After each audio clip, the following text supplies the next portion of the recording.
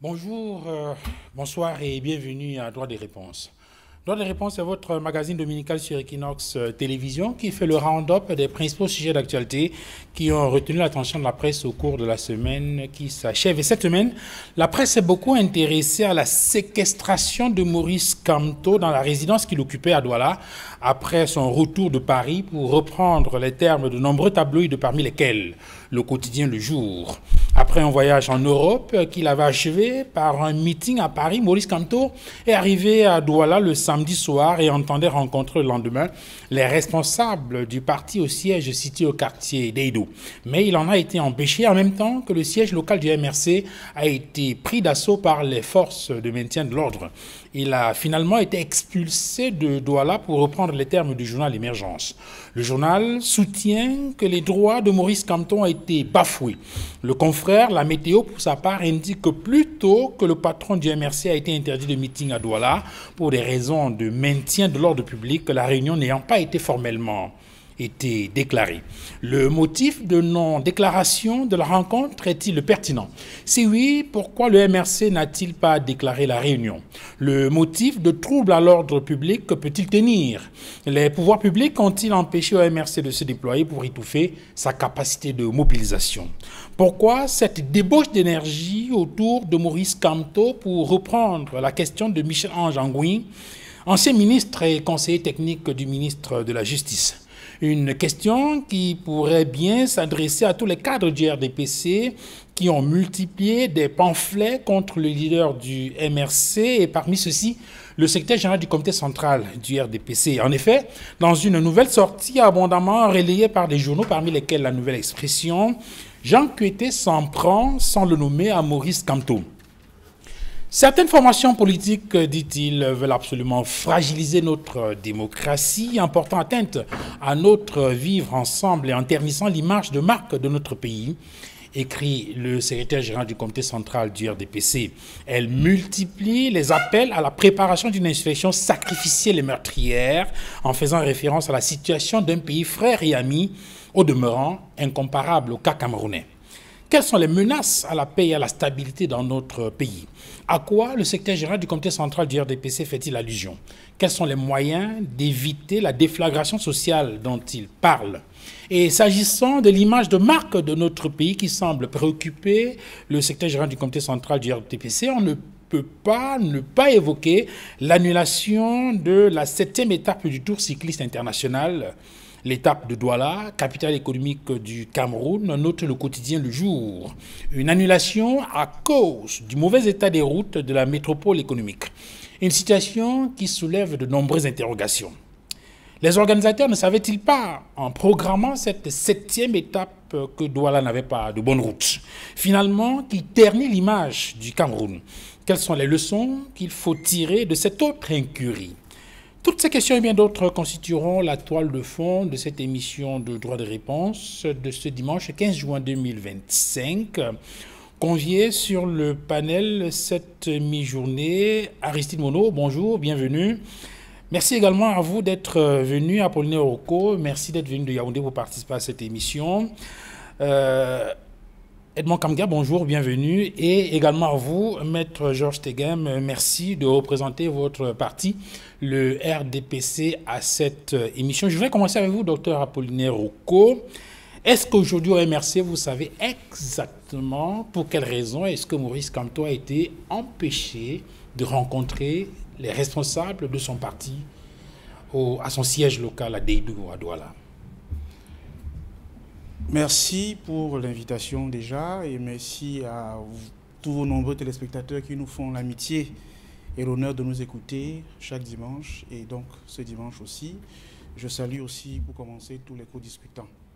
Pour revenir à votre question, je dirais que le mouvement pour la renaissance du Cameroun n'a toujours pas compris la justification, en tout cas le motif qui a entraîné cette barbarie d'État qui consiste dans un pays qui se veut une république, qui se veut une démocratie, en tout cas proclamée dans notre constitution, empêcher à un homme d'aller et de venir, empêcher à un homme de rencontrer d'autres Camerounais.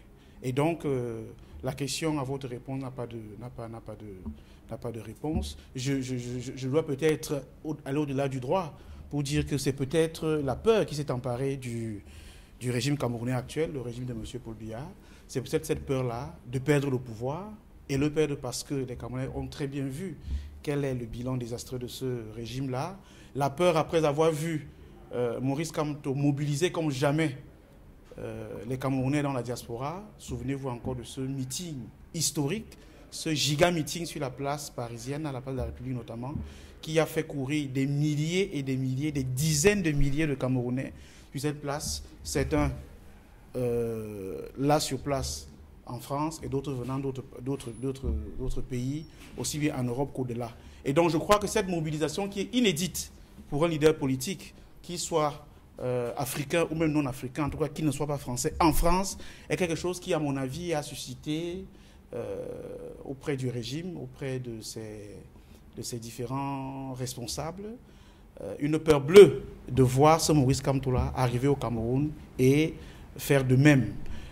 Et je pense aussi que cette peur-là a été justifiée par la suite par l'extraordinaire mobilisation, parce qu'on ne l'a pas encore assez dit, l'extraordinaire mobilisation des Camerounais qui spontanément ont appris à travers tout ce que nous avons aujourd'hui comme médias sociaux, comme médias classiques, l'arrivée de Maurice Kamto à Douala, et ont donc décidé d'aller au moins lui dire « bienvenue au Cameroun ». Mais pour revenir sur l'objet même de la rencontre qui était projetée, c'était une rencontre entre Maurice Kamto et c'est un responsable aussi du MRC à Douala. Et je pense que l'opinion a été clairement informée de ce que le président Kamto, revenant de France, revenant d'Europe en tout cas, devait faire une escale au siège du MRC à Daïdo pour y rencontrer un certain nombre de personnes afin de discuter et de faire le point sur les inscriptions sur les listes électorales. Il n'y avait donc rien de caché, il n'y avait rien qui pouvait susciter des craintes particulières. Qu'est-ce qu'il y a de plus normal, M. Duval-Fangwa, pour un responsable politique de faire le point à quelques semaines des élections, de faire le point sur l'inscription sur les listes électorales. Et donc, moi, je pense que c'est cette phobie du régime-là à perdre le pouvoir, parce qu'ils savent effectivement ce qu'ils en ont fait. Ils savent l'état dans lequel se trouve le Cameroun aujourd'hui. Ils savent jusqu'où ils ont amené la répression politique, la répression administrative, la répression judiciaire, et jusqu'où les Camerounais veulent sortir de cet étau-là, veulent se libérer finalement d'un joug d'un pouvoir qui n'a vis-à-vis du peuple camerounais qu'un rapport de violence et de violence multiforme. Donc, maintenant, je vais ajouter, parce que quand vous avez fait votre propos introductif, vous avez, je ne vais pas dire insinué, mais vous avez dit que pourquoi le MSC n'a pas déclaré la réunion, la manifestation. Je voudrais dire que la tenue au siège d'un parti politique, des réunions entre militants de ce parti politique, en tout cas, lorsque les responsables locaux d'un parti politique doivent se retrouver dans leur siège, il n'y a nullement besoin de déclarer quoi que ce soit. Donc, c'est parce qu'il n'y avait pas matière à déclaration qu'il n'y a pas eu déclaration. Et maintenant, si l'argument allégué par les autorités administratives et même policières de la ville de Douala était avéré, c'est-à-dire la menace du trouble à l'ordre public, alors il aurait fallu au minimum qu'un acte interdit cette manifestation, ce qui ne s'est pas passé. Parce que je vais vous raconter un peu ce qui s'est passé pour que ceux qui nous écoutent soient... Alors, en attendant de revenir là-dessus, je donne la parole aux autres intervenants. Vous aurez l'occasion d'expliquer ça davantage. Maître Georges Teguem, sur cette question, certains tabloïds faisant le compte rendu de cette rencontre de dimanche ont indiqué, je prends le cas du journal L'Émergence, que les droits de Maurice Kamto ont été bafoués, faisant allusion justement à cette interdiction, d'abord cette séquestration, c'est le mot utilisé par de nombreux journaux, ensuite cette expulsion pratiquement de la ville de Douala. Je reprends toujours là les termes des différents tabloïds qui ont paru le lundi matin. Est-ce qu'il n'y a pas justement ici une question des droits d'un individu, d'un citoyen, qui plus est un leader de parti politique, qui ont été bafoués? Déjà, bonjour Duval. Bonjour au panel, bonjour à vos millions de téléspectateurs, merci d'accueillir le RDPC.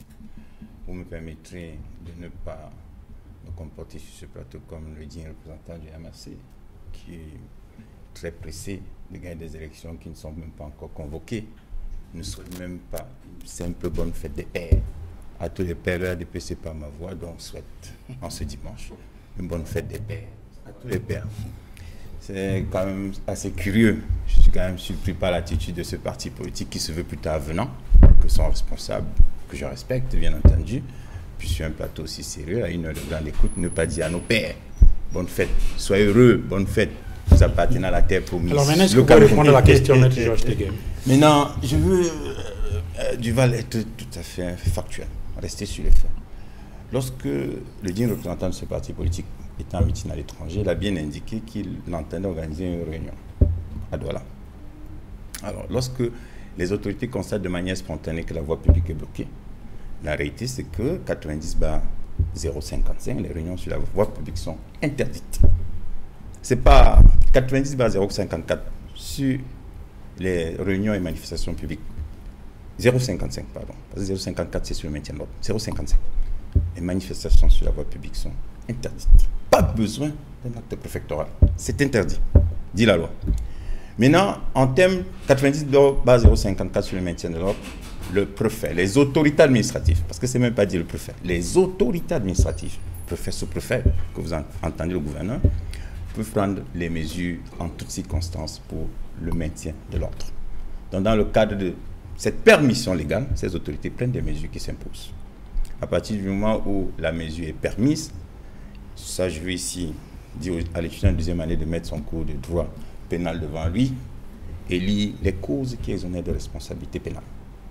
Il sait très bien qu'il y a l'état de nécessité, la légitime défense, la permission de la loi, le commandement de l'autorité légitime. À partir du moment où l'autorité n'investit pas la loi pour prendre des mesures, on ne saurait parler d'une infraction comme celle de séquestration. Alors on ne tient pas la route en droit. Alors moi je pense que venir sur un plateau à une grande écoute et évoquer des infractions comme séquestration, il faut déjà être sûr que les causes qui exonèrent la responsabilité pénale ne tiennent pas dans le cas qui nous intéresse. En ce qui concerne l'attitude de ces responsables politiques, c'est un responsable politique qui a tout à fait ses droits, mais nous souhaitons quand même que nous respections les règles de la République. Cette défiance à l'autorité est regrettable. Lorsque vous voulez organiser une réunion, la moindre chose, c'est de déclarer. J'ai entendu le digne représentant du MST qu'elle n'a pas été interdite. Pour qu'elle soit interdite, il faut qu'elle soit déclarée. À partir du moment où il y a eu une manifestation spontanée, et là, je veux saluer la bravoure des forces de maintien de l'ordre, qui ont fait un travail remarquable à partir du moment où c'était une manifestation spontanée. Elles ont encadré la manifestation et il n'y a pas eu le moindre anicroche là-bas. Au contraire, on a vu la symbiose entre nos forces de maintien de l'ordre et nos populations. C'est ce que nous voulons. Nous souhaitons que les Camerounais continuent à rester mobilisés, à faire attention, à surveiller ce qui se fait, ce qui se dit, et à ne pas céder à la panique, ne pas céder à la situation que veut créer un parti politique. Il faut se rassurer qu'il y aura une grande sérénité avant, pendant et après le scrutin qui s'annonce. Le corps électoral sera convoqué. J'ai entendu dire là, le RDPC a peur, un parti qui a peur, un pouvoir qui a peur. Le RDPC, le président national, ou bien le secrétaire général du RDPC, le comité central, mobilise les troupes tous les jours. Les militants travaillent tous les jours. Et le corps électoral sera convoqué par M. le président de la République, qui est un républicain, serviteur de son pays, ouvrier de la nation. Il a toujours convoqué le corps électoral en ce qui concerne les élections présidentielles, à bonne date. Donc tout le monde sait depuis 2018 qu'il y aura élection présidentielle au Cameroun en 2025. Alors que tout le monde se prépare et le moment venu, le corps électoral sera convoqué. Et on ira aux urnes. Si les Camerounais vous donnent raison, bien entendu, cher monsieur, le Conseil constitutionnel nous dira. Et nous allons demander aux Camerounais de respecter les institutions parce qu'on ne les a pas mises en route pour qu'elles ne soient pas respectées. Voilà ce que je veux dire dans un premier jet sur la question que vous avez posée, sauf si vous avez un autre éclairage que vous voulez ou à quelque chose que vous voulez que j'ajoute. Dans le cadre de mon avis sur le sujet, je suis bien préparé à le faire. Oui, bon, je voulais simplement poser la question de savoir, c'est peut-être une question rhétorique. Vous aurez dû, dans la même veine, puisque vous saluez les forces de défense, les forces de maintien de l'ordre, peut-être que vous aurez dû saluer également l'attitude et le comportement des militants du MRC qui, n'ayant pas finalement pu rencontrer le leader, ont quand même pu libérer l'espace qu'ils occupaient et retourner chez eux sans autre manifestation et sans autre violence qu'on aurait pu leur attribuer. Monsieur Fangwa, dès qu'une attitude est citoyenne, dès qu'une attitude est républicaine, dès qu'elle est responsable, dès qu'il y a un symbiose à mes nations, le RDPC partage. Le RDPC n'est pas en conflit avec un militant d'un parti politique. Non, le RDPC n'est pas la personne. Et notre président national le dit tous les jours. Débattez, discutez, mais pas de bagarre. C'est ce que nous faisons. Vous voyez sur ce plateau, je parle tout à fait librement, je dis, le représentant du MRC s'exprime librement, tout le monde s'exprime librement. C'est ce que nous voulons. Nous voulons une démocratie apaisée, nous voulons que les Camerounais soient responsables, et nous voulons effectivement que nous participions plutôt à construire notre pays. Alors, Aristide Mono, face aux dénonciations de séquestration, d'expulsion faites par les militants du MRC et certains cadres de l'opposition, la réponse visiblement apportée par les pouvoirs publics, c'est que cette attitude est liée au fait que, un, il y avait risque de trouble de l'ordre public, il fallait anticiper, et deux, c'était une réunion qui n'a pas été déclarée. Et d'ailleurs, Maître Teguem ici ajoute que c'était une sorte de défiance de l'autorité. Est-ce que ces motifs, de votre point de vue, sont suffisants pour qu'on interdise à un leader de parti politique d'aller à la rencontre de ses militants? Alors, Duval, au-delà de la réunion qui était prévue au siège, il faut dire qu'on a toujours connu dans ce pays des accueils triomphants, triomphales, autant pour moi. Des accueils triomphales qui n'ont jamais fait l'objet d'une déclaration quelconque ou alors d'une interdiction. Le président Paul Biya, je crois, pendant tout son magistère, nous a offert des accueils populaires au niveau de l'aéroport de Simalène avec des militants et militantes du RDPC habillés en tenue du RDPC avec des tam-tams, des tambours, des sifflets, des artistes, des musiciens. Je ne sais pas si à chaque fois que le président de la République a toujours bénéficié de ces accueils, il y a eu préalablement des déclarations. À côté du président Paul Biya, on a vu cette semaine le leader du FSNC, M. Issa Chiroma Bakari, être accueilli par ses militants. Je ne sais pas si cet accueil a été déclaré. On a également les stars, les personnalités publiques, les sportifs, les artistes qui sont régulièrement accueillis de manière triomphale. Je ne sais pas si ces manifestations ont souvent fait l'objet d'une certaine déclaration particulière. Si ce n'est donc pas le cas, il faut rapidement balayer cet argument qui ne peut pas tenir. L'autre argument, risque de trouble à l'ordre public. Je ne sais pas si, jusqu'ici, on n'a pas pensé un seul instant que ceux qui ont souvent bénéficié de ces accueils pouvaient aussi provoquer des troubles à l'ordre public. L'ordre public peut être la circulation. On a observé un temps une jeune influenceuse ici à Douala qui distribuait les billets de 1000 francs, 10 000 aux jeunes. Je crois qu'elle bloquait parfois et perturbait la circulation. Je ne sais pas si les autorités n'avaient pas vu en cela des troubles à l'ordre public. Moi, je crois que nous sommes dans des usages politiques abusifs du droit, du pouvoir et aussi du maintien de l'ordre. Et cette stratégie est la force et le propre du fonctionnement du bloc des fondamentalistes du RDPC. Je ne vais pas parler du RDPC de manière globale, ni du régime de manière globale. C'est la tendance fondamentaliste qui est la tendance minoritaire, mais la plus bruyante et la plus dominante, qui est prête à tout pour conserver le pouvoir. Pourquoi cet acharnement contre le MRC et son leader? Il faut situer l'affaire dans son contexte. Nous sommes en plein débat sur le mandat impératif, un débat qui a été initié par les laborantins de la tendance fondamentaliste à l'effet de préparer l'opinion à accueillir ou à accepter la forfaiture qu'ils sont en train de préparer, à savoir la disqualification arbitraire du MRC à présenter un candidat.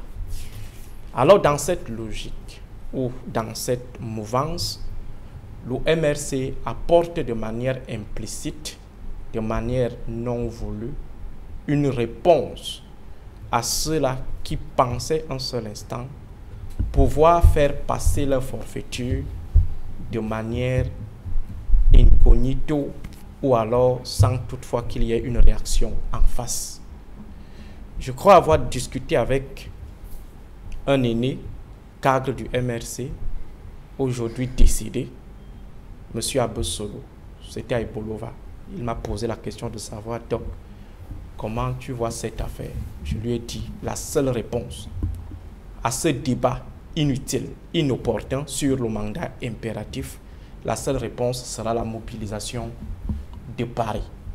Si Kamto arrive à mobiliser, à provoquer le rapport de force, à montrer sa capacité à pouvoir apporter le répondant au cas où il y a des manœuvres arbitraires qui sont finalement mises en œuvre, le débat autour du mandat impératif va disparaître de lui-même.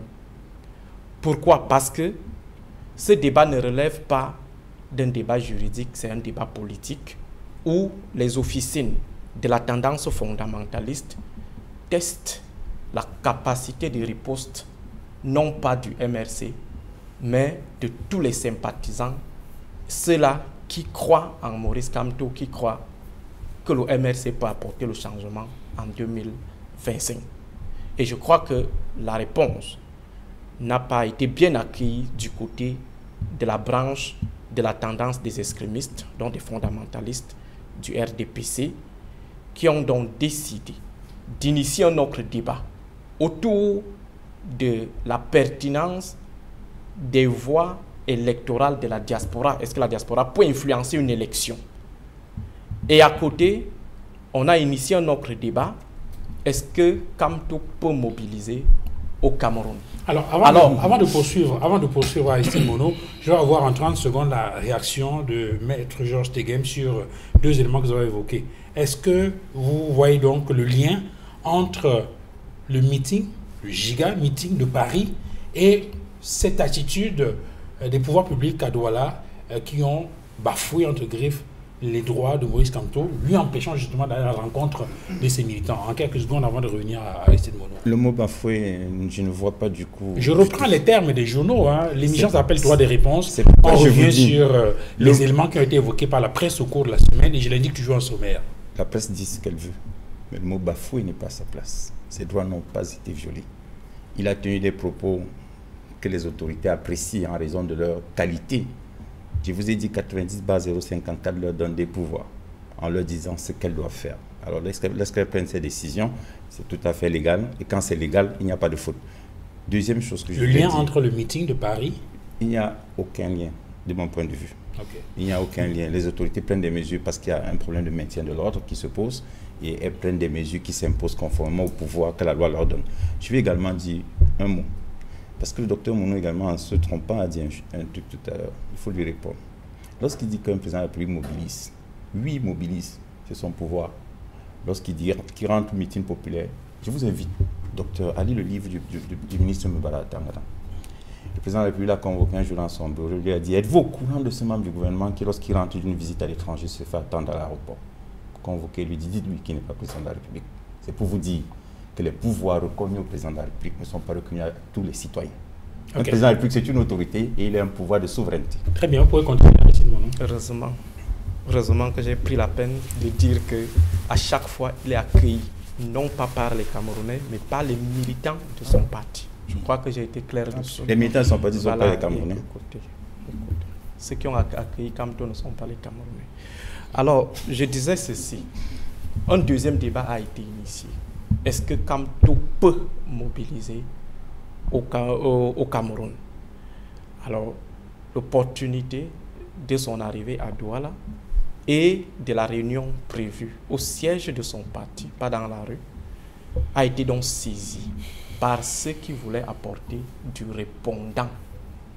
Je ne crois pas que Kamto a eu à tenir un discours pour dire à ses militants sortez. Je ne crois pas. ils ont donc apporté du répondant. Alors, confus, honteux et confus, le bloc des fondamentalistes a décidé d'user de la force publique, d'user de leur position de pouvoir pour faire obstruction à l'expression de la popularité de Maurice Kamto. Et je crois qu'aujourd'hui, pour ne pas monopoliser la parole, M. Duval, la branche fondamentaliste, je précise bien la branche fondamentaliste, ça veut dire les va-t-en-guerre, ceux qui pensent qu'après le pouvoir, ils ne pourront plus vivre sur cette terre. La branche fondamentaliste est dans un dilemme qui répond à une question fondamentale. Comment ne pas avoir Kamto sur notre dos en 2025? Ou disons, comment on peut continuer à conserver le pouvoir après 2025? Alors le dilemme, c'est le suivant. Quel est le meilleur risque? Quel est le moindre mal? Provoquer une crise préélectorale ou attendre une crise post-électorale? Tout ça dans le cadre de l'élimination arbitraire, soit par la disqualification, soit par un autre hold-up électoral. Et je crois qu'aujourd'hui, ils sont dans l'embarras et sont en train de voir dans quelle mesure ils peuvent finalement trouver une option moins risquée. Parce qu'il faut le préciser, il est incompréhensible qu'un parti dominant qui se dit dominant fort soit à s'investir avec autant d'énergie dans la disqualification d'un adversaire qu'il considère comme le petit poussin. Comment se fait-il, je vais revenir sur cette image, que Francis Ngannou, sûr de sa capacité de battre Grand Pi, va se mettre en évidence, déployer toutes ses énergies pour qu'on disqualifie Grand Pi du combat. Pourtant, il suffit tout simplement d'une petite claque pour que Grand Pi soit mis KO. Il faut donc dire que, contrairement à ce que Maître Tegem venait de dire tout à l'heure, le RDPC a peur. Le RDPC veut trouver la meilleure astuce pour battre Kamto, soit avant les élections en le disqualifiant, soit après les élections en procédant à un hold-up électoral. Et ils sont en train de chercher le meilleur risque, ils sont en train de tâter le terrain. Et je crois que ce qu'on a vu à Paris et ce qu'on a vu à Douala, ces deux événements peuvent déjà situer les uns et les autres sur le fait de disqualifier arbitrairement Kamto est un risque, est un danger. Je dis bien un danger, je parle en tant que chrysologue. C'est un danger, ça veut dire que le bloc des fondamentalistes, s'ils aiment le Cameroun, si les partisans de cette tendance-là aiment le Cameroun, je les supplie, étant même à genoux, de laisser Kamto aller aux élections. Et peut-être jouer sur l'option du hold-up électoral. Alors, Edmond Kamkia, il y a donc une polémique qui est née de ces événements du week-end dernier à Douala, alors que les militants du MRC soutiennent que les droits de leur leader politique a été bafoués, que les droits, n'est-ce pas, de ce leader politique ont été bafoués. En face, les pouvoirs publics évoquent la notion du maintien de l'ordre public et beaucoup insistent également sur le fait que la déclaration, la réunion n'a pas été déclarée. Alors, est-ce que, de votre point de vue, cela remet en question l'état de droit dont se prévaut le Cameroun?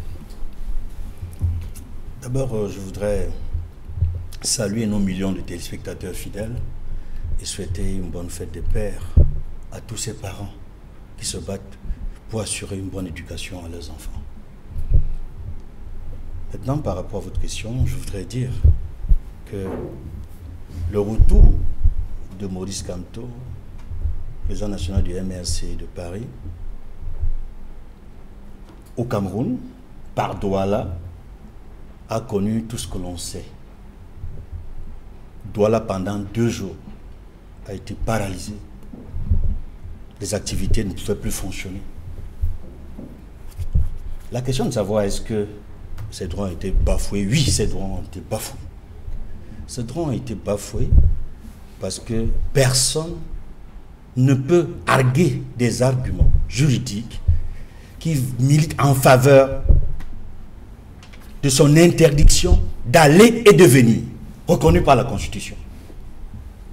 Personne, je dis bien personne, aucune autorité, ne peut justifier pourquoi il n'a pas pu quitter le lieu où il résidait pour aller rencontrer au siège de son parti, siège régional du MRC à Douala, les militants de sa formation politique. Et effectivement, je dois dire ici, puisque notre rôle ici, c'est d'éclairer, c'est d'apporter des explications aux compatriotes, lorsque la rencontre doit se tenir au siège d'une formation politique, on n'a pas besoin de faire une déclaration.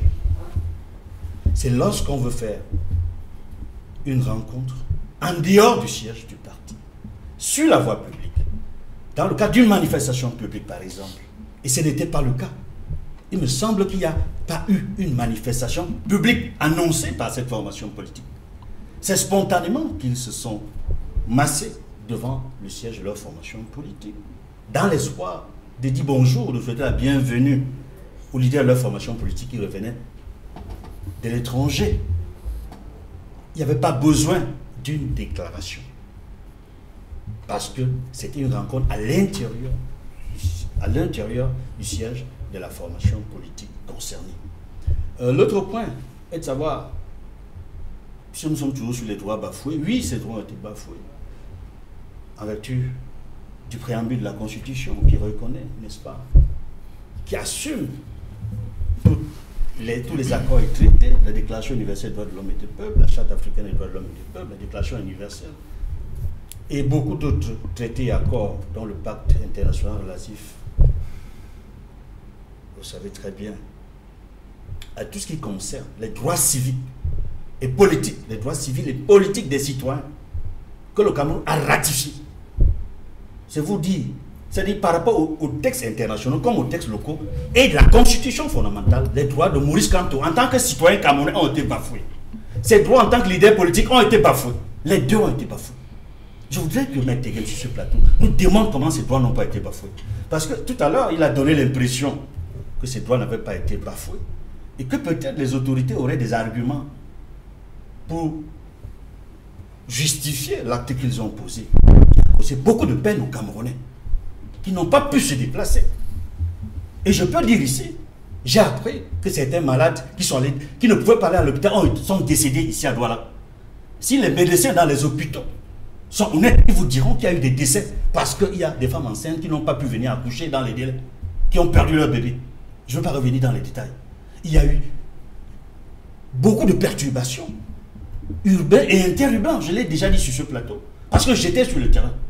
J'ai vu des milliers de personnes dans la rue. Et là, le texte du préfet du Vouri disait précisément que c'est interdit à ceux qui utilisent les motos taxis à titre onéreux.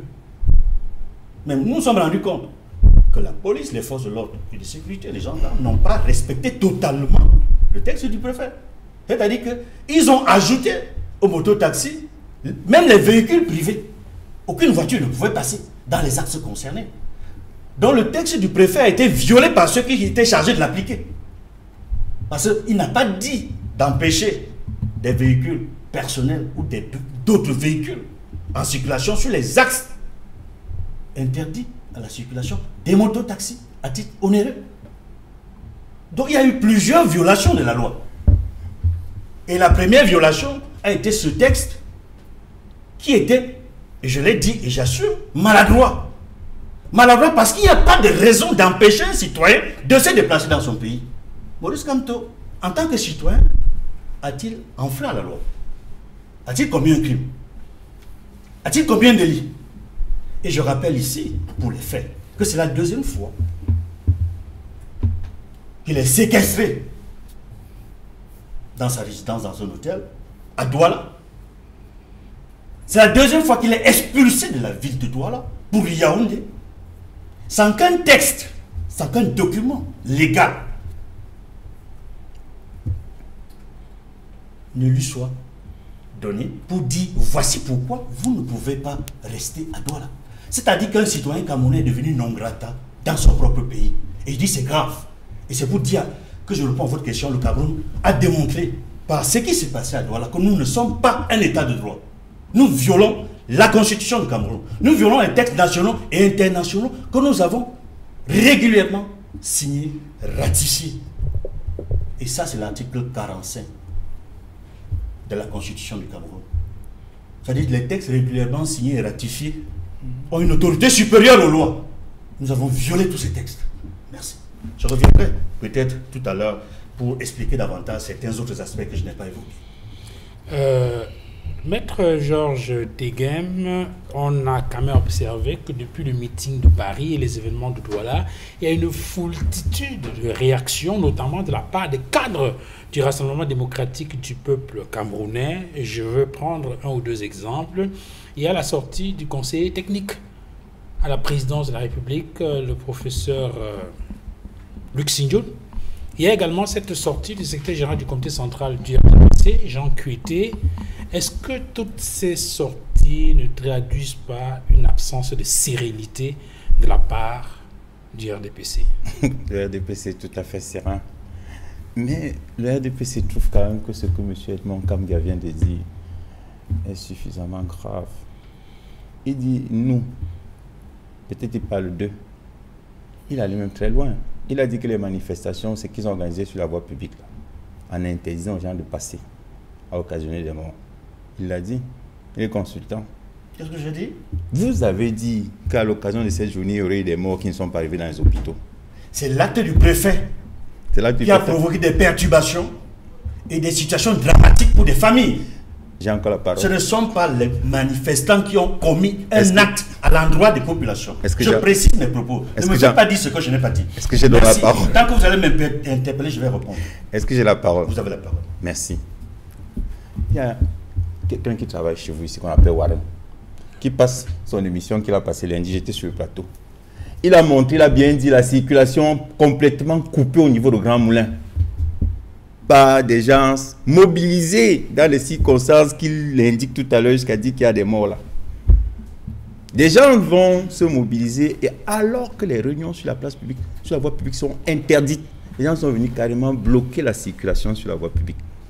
Et parce qu'on a ratifié les conventions internationales, les autorités administratives investissent les pouvoirs légaux, ne doivent pas contrôler la liberté publique. Monsieur le consultant, le droit et la liberté publique que vous voyez César sous le contrôle de la loi. Vous allez ratifier les conventions internationales, même en France. Vous respectez 90 barres. Non, la loi de 1901 sur les associations, vous devez la respecter. Que ce soit l'OFPRA, que ce soit l'IFRIT, que ce soit la TRAMI, que ce soit la CIMAD, toutes les institutions en France de défense des droits de l'homme, que ce soit SOS Raciste, quand ils veulent organiser les manifestations, ils savent ce qu'ils doivent faire. Ou alors elles savent ce qu'ils ne veulent pas des associations. Et on respecte la loi. Ce n'est pas parce qu'on a ratifié une convention internationale qu'on méprise un préfet.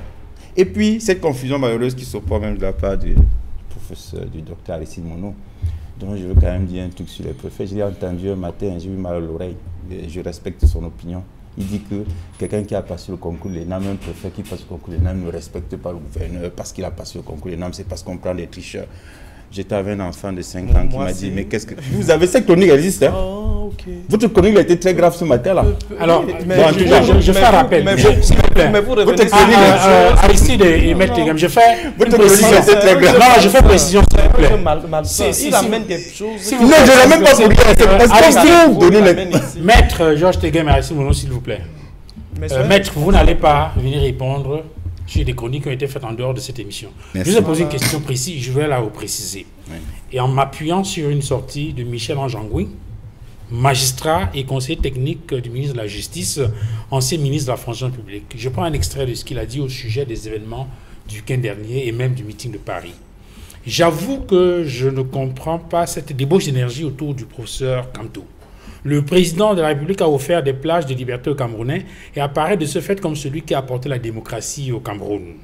Le président du MRC et les autres leaders des partis dits d'opposition participent donc, de mon point de vue, à l'animation de la vie politique. La démocratie est donc en marche. Et je termine par cette autre phrase. Le RDPC, parti au pouvoir, c'est Michel-Ange Angouin qui le dit. Le RDPC, parti au pouvoir, de par son ancrage sur l'étendue du territoire national, son expérience et la puissance de frappe de ses militants, devrait être serein. Devrait être serein. Est-ce que cela veut donc dire que le RDPC en ce moment manque de sérénité? Je rappelle que c'est le conseil technique du ministre de la Justice, ancien ministre de la Fonction publique, qui parle. Et plus loin, faisons la politique comme de vrais patriotes, des républicains. Pourquoi sommes-nous incapables de faire la politique avec élégance et conviction? De votre point de vue, à qui s'adresse-t-il? C'est un magistrat qui est forcément intelligent. C'est pourquoi il dit de son point de vue, c'est-à-dire c'est son avis. Dessus, je voudrais faire observer, on parle beaucoup de ce monsieur. Je pense que, contrairement à ce que vous pouvez faire croire, c'est un magistrat, il sait très bien que les magistrats ne font pas la politique. Il sait très bien. Lisez le décret 95 sur le statut de la magistrature. Ils ne font pas la politique, les magistrats. Donc, il est donc disqualifié? Non. Il a le droit, il a dit de son point de vue. J'ai bien dit, il a le droit de donner son avis. On doit l'exclure du RDPC. Il n'est plus du RDPC. J'ai bien dit, il a le droit de donner son avis. Mais pas le droit il a le droit de donner un avis sur un sujet.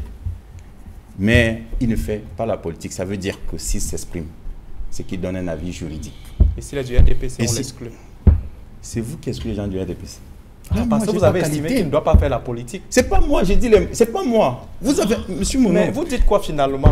Un magistrat ne doit pas faire la politique et en même temps, vous estimez qu'il doit toujours rester au RDPC. J'ai la parole. J'ai la parole. Téguin ne dit rien. Le décret de 95 portant sur le statut de la magistrature dit. Je parle sur la télévision, les magistrats m'écoutent.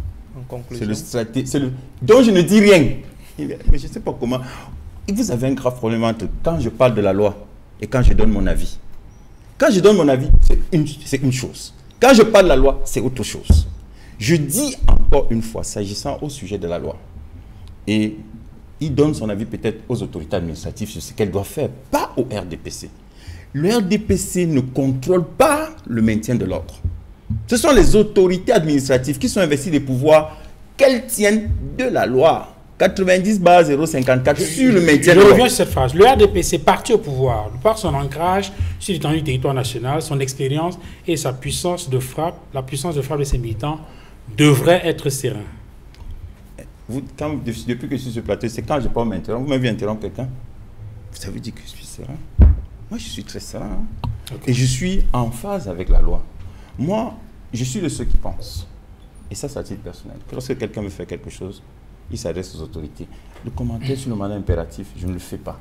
Parce que moi, je pense que lorsque quelqu'un veut être candidat à une élection, il dépose son dossier. Il y a une autorité qui contrôle. Ça ne se fait pas au hasard.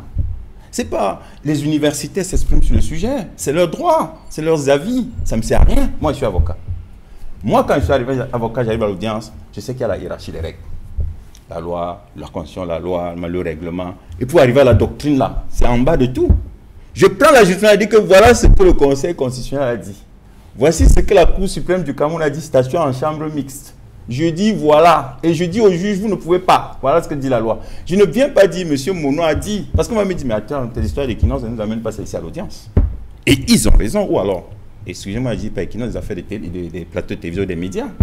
La loi est dure, mais c'est la loi. Elle peut faire mal, mais c'est la loi.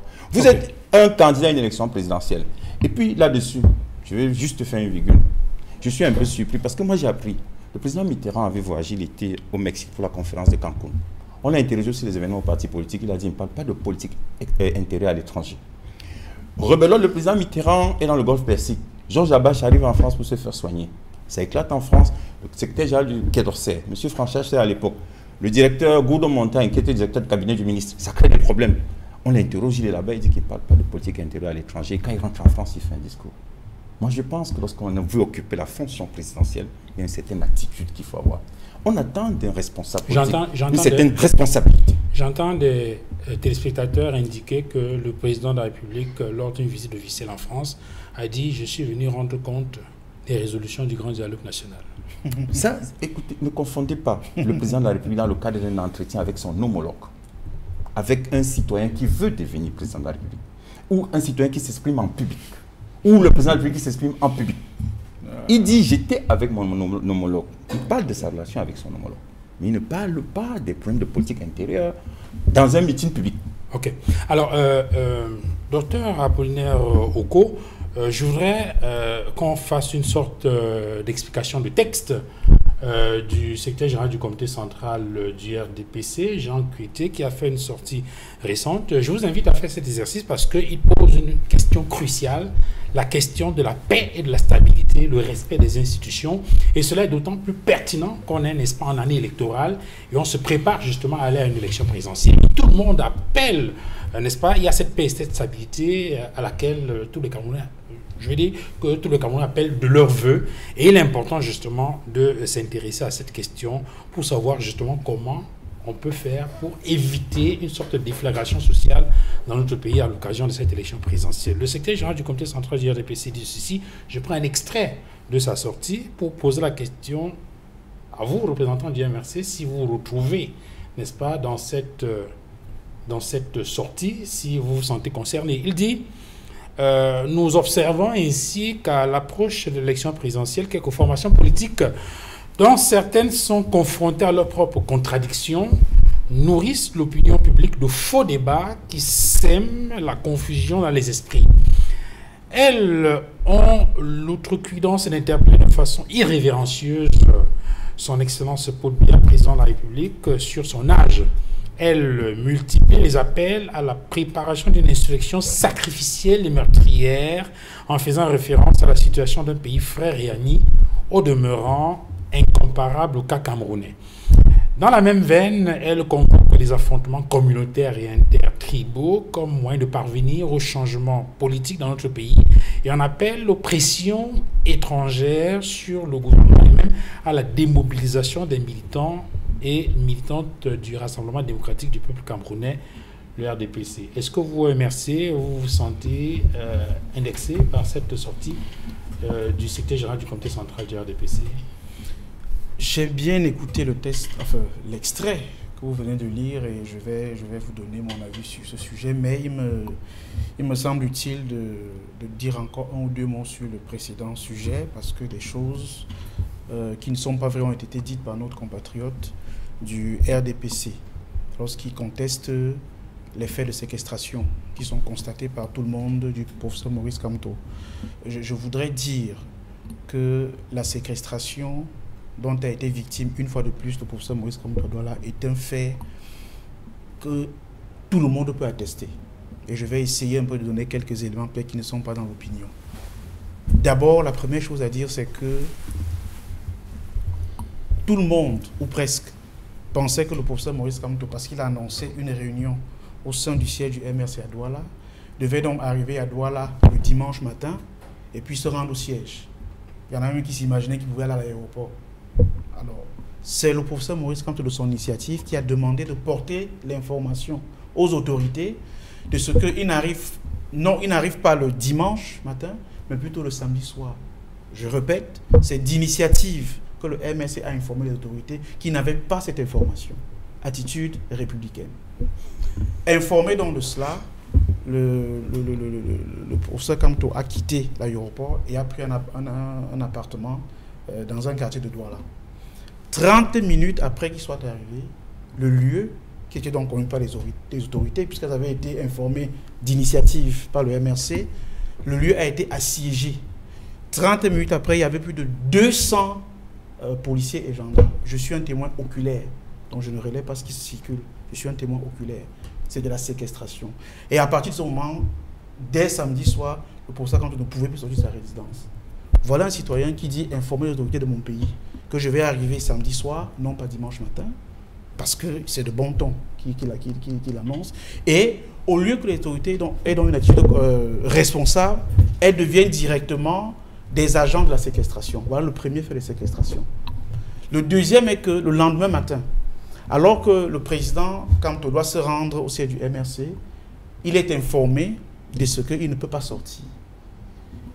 lorsque nous demandons s'il y a un acte administratif qui empêche le citoyen Maurice Kamto d'aller et de venir dans la ville de Douala, on nous répond que le gouverneur a dit, je suis précis quand je parle, qu'il ne pourra pas sortir et qu'il n'y aura pas de documents sous prétexte qu'ils n'auraient pas été déclarés.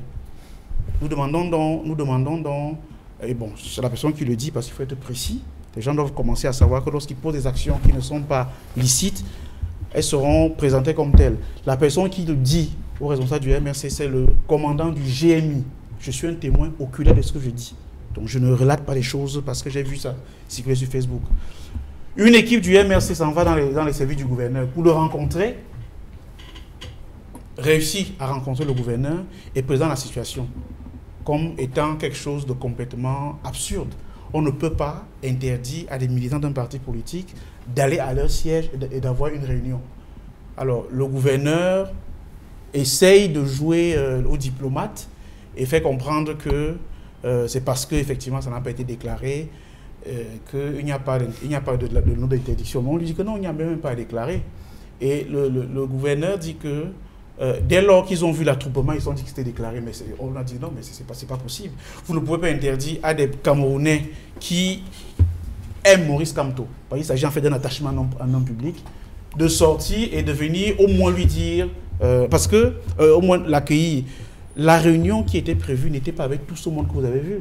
C'était des personnes identifiées. C'est-à-dire que ce n'était pas une réunion de 100 personnes, de 200 personnes, non.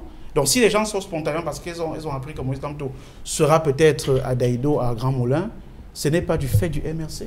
C'est le fait de ces personnes-là qui, spontanément, sans avoir reçu un appel, se sont déportés à ce lieu-là. Et donc le gouverneur nous fait savoir que bon, dans tous les cas, ce n'est pas grave. On verra demain matin si on peut tenir notre réunion. C'est ce que le gouverneur dit. Nous prenons donc rendez-vous avec lui le matin. L'équipe du MRC prend rendez-vous le matin, lundi matin, pour une réunion avec lui. Quand nous repartons dans les services du gouverneur, on fait savoir au MRC que toutes les réunions prévues sont annulées. Voilà ce qui s'est passé. Je mets au défi quiconque de dire le contraire. Sans aucun acte. Sans aucun acte. Rien du tout. Verbalement. Et vous voyez une autorité... Nous sommes dans un pays et je pense que lorsqu'on est préfet ou gouverneur, vous savez, le cas où on n'a que 10 gouverneurs, c'est quand même un poste de haute responsabilité. Et quand on est à ce niveau-là, on doit avoir minimalement une parole qui porte. Parce que lorsqu'un gouverneur dit « venez demain matin, on en reparlera », le minimum, même si après il va vous éconduire, c'est de dire de vous recevoir déjà, pour que sa parole ait un poids, un sens, une respectabilité. Mais là, il nous a été dit par d'autres personnes que toutes les réunions sont annulées. Aussi simple que ça. Donc c'est fait.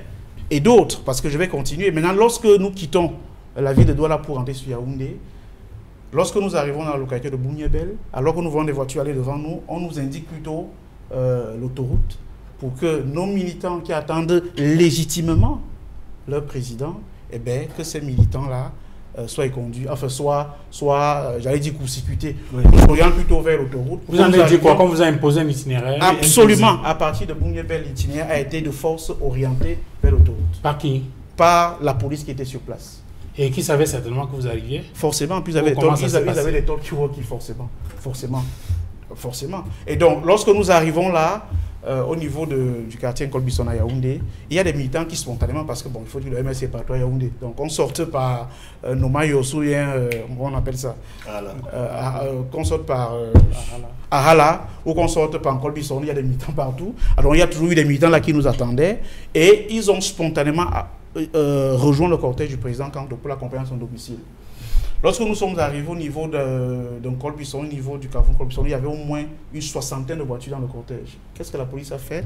Dès que la voiture du président Kamto est passée, ils ont coupé le cortège pour amputer à peu près une vingtaine de voitures pour que le cortège soit réduit. Ils ont fait la même chose à Madagascar et ainsi de suite. Donc c'est pour dire que de bout en bout, depuis sa descente d'avion jusqu'à son domicile, Maurice Kamto a vu ses voix d'aller et de venir bafouer. Et nous disons que ça, c'est inadmissible dans un état de droit. Alors, avant de revenir à la question que je vous ai posée, je vais revenir à Maître Teguin. Vous maintenez ce que vous avez dit, Maître Teguin, après le récit fait par le Dr Apollinaire Oko? Il a fait un récit même très grave. Moi, je ne sais pas s'il se rend compte de la gravité. Vous savez ce qu'il a dit? Il dit que les gens qui sont retrouvés à Grand Moulin, ce n'est pas de leur fait. Ils ne leur ont pas demandé d'être là. Bien sûr. Ça, c'est de l'irresponsabilité. Ça veut dire que si quelqu'un là-bas, il se blesse, ce n'est pas vous. Vous comprenez pourquoi les gens sur la voie publique sont interdits. Et vous dites même que vous allez voir monsieur le gouverneur. Oui, vous aviez raison d'aller le voir. Pourquoi? Parce que vous savez que c'était un acte de l'autorité administrative. Sinon, vous ne serez pas allé vers lui. Vous aurez dit c'est une séquestration et vous aurez saisi peut-être le juge du TGI, qui est le juge des libertés, ou le monsieur le procureur de la République. Vous dites des choses, excusez-moi, moi je ne sais pas, peut-être que moi j'ai une oreille qui est différente de la vôtre. Vous avez une mais oreille vous du dites, RDPC, donc très bien, non mais chose. ce que vous dites est tellement grave. Mais C'est grave parce que vous mais dites aux gens qui sont allés au Grand Moulin là, vous leur dites que vous qui étiez là-bas, vous dites que c'est pas un mot, professeur comme tout, nous ne l'avons pas demandé d'être là. Ça veut dire que s'il y avait un événement là-bas, vous devez directement créer à l'irresponsabilité. C'est cette irresponsabilité que nous n'acceptons pas. On se souvient, s'il vous plaît, on se souvient que, je crois, le 18 ou 19 novembre 2018, le professeur Maurice Kamto revient d'Addis Abeba. On est à peu près dans le même schéma. Il descend à l'aéroport, il est accueilli là-bas, il rencontre les responsables du parti au quartier Grand Moulin. Il y a une foule immense qui arrive, et ils délivrent un message, ils échangent, et après tout le monde est reparti sans heurte. Pourquoi est-ce que cette fois-ci, on n'est pas resté dans le même schéma? Qu'est-ce qui a amené les pouvoirs publics à avoir une attitude différente alors qu'on aurait pu rester sur la même situation et éviter tout ce tralala et cette polémique autour de cette affaire? Monsieur Duvan, lisez la loi 90/055. Lorsque vous organisez une réunion, votre devoir c'est d'assurer la sécurité de ceux qui participent à la réunion. À partir du moment où il y a cette déresponsabilité, il vient de dire qu'ils ne sont pas responsables de ceux qui étaient là-bas. Vous êtes préfet, vous faites quoi? Vous prenez une mesure préventive, vous dites, bon, cette histoire, moi j'envoie les éléments là-bas pour encadrer. On est dans un état de droit, c'est-à-dire qu'il y a des règles, il y a la norme, et il y a des autorités qui sont en charge du contrôle des libertés. Ce n'est pas le RDPC, vous confondez tout. Au RDPC, on agit avec responsabilité, c'est-à-dire que nous assumons nos responsabilités. Lorsqu'il y a un problème, le RDPC dit oui, nous sommes en responsabilité. La preuve, c'est que M. le Président de la République n'a jamais, nonobstant tout, crise anglophone, Boko Haram, il est là. On dit il y a la Covid, il est là, présent. On dit qu'il y a une réunion à Paris, il y va. On dit sommet France-Afrique, il y est. On dit sommet Chine, il y est. On dit sommet, il y est. On dit qu'il y a une réunion à Genève, il y est. Il assume ses responsabilités. C'est ça la responsabilité politique. Et lorsqu'il y a un phénomène, il ne dit pas c'est pas moi. Il demande aux membres du gouvernement de communiquer. C'est ça la responsabilité. Alors pour terminer avec vous sur ce sujet, c'est bien quand même d'être revu là-dessus parce qu'on passait au deuxième sujet. Mais Dr Apollinaire Oko, j'entends des petites voix à la maison dire que connaissant comment ça fonctionne et comment les pouvoirs publics se comportent avec le MRC, vous aurez dû par mesure de prudence prendre quand même la peine de faire une déclaration, ou bien vous vous êtes dit même si on fait la déclaration, ce ne sera pas possible, on pourrait peut-être évoquer la question du maintien de l'ordre public. Pourquoi est-ce que le MRC n'a pas quand même pris la peine de faire une déclaration de manifestation pour des mesures de prévention de ce type de comportement de la part des pouvoirs publics? Connaissant comment ça fonctionne, connaissant comment les autorités fonctionnent, comme vous dites, vous êtes en train de m'inviter en tant que Camerounais dans un pays qui a une constitution, qui a des lois, des règlements, de faire une sorte d'autocensure. Alors que la loi ne demande pas de déclarer des réunions tenues entre des militants d'un parti dans un siège. Vous me demandez, vous, parce que, entre guillemets, connaissant comment ça fonctionne. Non. Nous sommes des citoyens libres qui regardons la Constitution et les lois et fonctionnons sur la base de ces textes-là. Si, de façon, j'allais dire, pathologique, nous en sommes arrivés à un régime qui bafoue les lois, nous resterons toujours fixés sur la loi. Et donc, si des responsables d'un parti politique doivent se retrouver à leur siège, ils n'ont pas à déclarer cette réunion-là. C'est la loi, je suis désolé. S'il y a des Camerounais qui ont de l'affection pour le leader Maurice Kamto et qui spontanément, vous avez rappelé là les événements lors du retour du président Kamto d'Addis Abeba, il n'y a jamais eu d'appel. Les gens sont spontanément levés. Et vous avez rappelé, je vous remercie, que tout s'est bien passé de bout en bout. Alors pourquoi, lorsque une autre fois, il revient et que les gens, à nouveau, comme cette fois-là, sortent spontanément, il faut maintenant déclarer? Donc c'est pour ça que je disais tout à l'heure que notre compatriote du RDPC, il entend mes propos avec des oreilles du RDPC et essaie de voir absolument des choses à redire, alors qu'il n'y a rien à redire, c'est clair et limpide. Je voulais juste, en faisant cette parenthèse-là, montrer que de bout en bout, le président Kamto a vu ses droits bafoués, ses droits d'aller et venir ont été bafoués par les autorités de la ville de Douala. Je voulais qu'on revienne maintenant sur la question que j'ai posée. Est-ce que vous avez le sentiment que le communiqué du SG, du comité central du RDPC, vous indexe? Oh, d'abord, tout à l'heure, on a parlé de responsabilité. Je croyais que le RDPC prenait ses responsabilités. C'est-à-dire que lorsqu'il veut parler de Maurice Kamto, il faut qu'il ait quand même les épaules. vous dire que nous parlons de Maurice Kamto, sauf si monsieur Kouyaté se dit qu'en écrivant ça et en signant, il va attraper, je ne sais pas, de la lèpre. Non, il faut, quand on parle d'un leader, il faut l'assumer. Mais vous parlez là d'un parti politique qui est le RDPC. Et vous me donnez une idée qui me vient là, c'est de dire, bon, c'est quoi le RDPC? C'est un parti politique. C'est le parti politique qui est au pouvoir au Cameroun. C'est le parti qui, au sein duquel on a la quasi-totalité, peut-être pas tous, mais la quasi-totalité des membres du gouvernement. Et donc, c'est le parti qui est responsable de la situation actuelle du Cameroun. C'est ce parti, alors qu'il est au pouvoir, nous avons dans notre pays des enlèvements de journalistes, des assassinats de journalistes, sans que ce parti, par la voix de son secrétaire général ou de tout un autre responsable, ne fasse le moindre communiqué. Monsieur Martinez-Zogo a été bestialement assassiné, mutilé. Nous n'avons pas entendu monsieur Jean Kouyaté ou quelqu'un d'autre du RDPC dire la moindre des choses. Nous avons, le Cameroun pleure depuis quelques semaines, un enfant de 6 ans, froidement assassiné, et jusqu'à maintenant, personne n'a été condamné pour cette affaire. Je n'ai pas entendu monsieur Kouyaté émettre ne serait-ce que des condoléances à la famille meurtrie. Nous avons un pays qui est endetté à hauteur de plus de 14 000 milliards, monsieur Duval. 14 000 milliards. On n'a pas entendu le RDPC attirer l'attention de ces ministres qui sont aux affaires pour leur dire attention, nos idéaux, si tant est que nous en ayons, ne me permettent pas d'accepter ce genre de conduite des affaires de l'État. Alors, monsieur Jean Kouyaté est mieux sur tous les sujets graves du pays. Il est silencieux lorsque le pays va mal. Il est silencieux lorsque les assassinats sévissent dans la cité. Mais il estime qu'il peut avoir des choses à dire au MRC qui visent, même si c'est de manière implicite. Donc moi je pense que s'il y avait des choses à dire de la part de M. Jean Kouyaté, il faudrait d'abord qu'il fasse une sorte d'autocritique, qu'il reconnaisse le drame dans lequel ils ont plongé notre pays et qu'ils s'engagent devant les Camerounais à rectifier le tir, s'ils peuvent encore le faire. Le RDPC, ce qu'on attend du RDPC actuellement, c'est de demander des excuses au peuple camerounais. Parce que si aujourd'hui le Cameroun est comme sous une grande obscurité, c'est le fait de ce parti et des militants de ce parti qui sont aux affaires. Donc, je ne peux pas donner une suite à ce genre de choses. Monsieur Kouyaté dit que le président Kamto a évoqué l'âge de Monsieur Biya. Mais c'est vrai. Mais c'était pour dire qu'à cet âge-là, il faut donner, en tant qu'Africain, à cet âge-là, il faut donner du respect. Il faut éviter d'exposer les gens à des âges où il n'est pas beau de les voir dans certaines situations. Et c'est ce qu'il a dit. Et c'est une réalité africaine. Donc, le dit, ce n'est pas attaquer son âge. Au contraire, il a pris l'engagement, une fois de plus, ce n'était pas la première fois, d'assurer à M. Biya, comment dire ça, une retraite paisible. Il a pris l'engagement, une fois de plus, ce n'était pas la première fois, de dire qu'il s'engage à protéger et M. Paul Biya et sa famille, qu'il ne lui arrivera rien. Parce que nous avons au Cameroun aujourd'hui plus important que de chercher à voir s'il y a des couches à la tête de M. Biya ou pas. Nous avons un pays à remettre sur les rails parce que M. Biya justement l'a abîmé et donc on n'aura pas le temps pour faire autre chose. Dans le texte que vous avez également cité, il parle d'un parallélisme qu'il a fait avec, je crois, le Sénégal. Mais c'est encore de la mauvaise foi. Et je vois que la mauvaise foi de M. Kouyaté apparemment est contagieuse parce que son militant ici sur ce plateau reprend la même mauvaise foi lorsqu'il défend les propos que l'on tient. Lorsque le président Kamto évoque la situation au Sénégal, c'est pour dire, et il ne fait que constater les faits, il ne crée rien, c'est pour dire que quoi que le Sénégal ait pu réussir à réaliser l'alternance démocratique, il y a eu malheureusement, et c'est pour le déplorer, des pertes en vie humaine.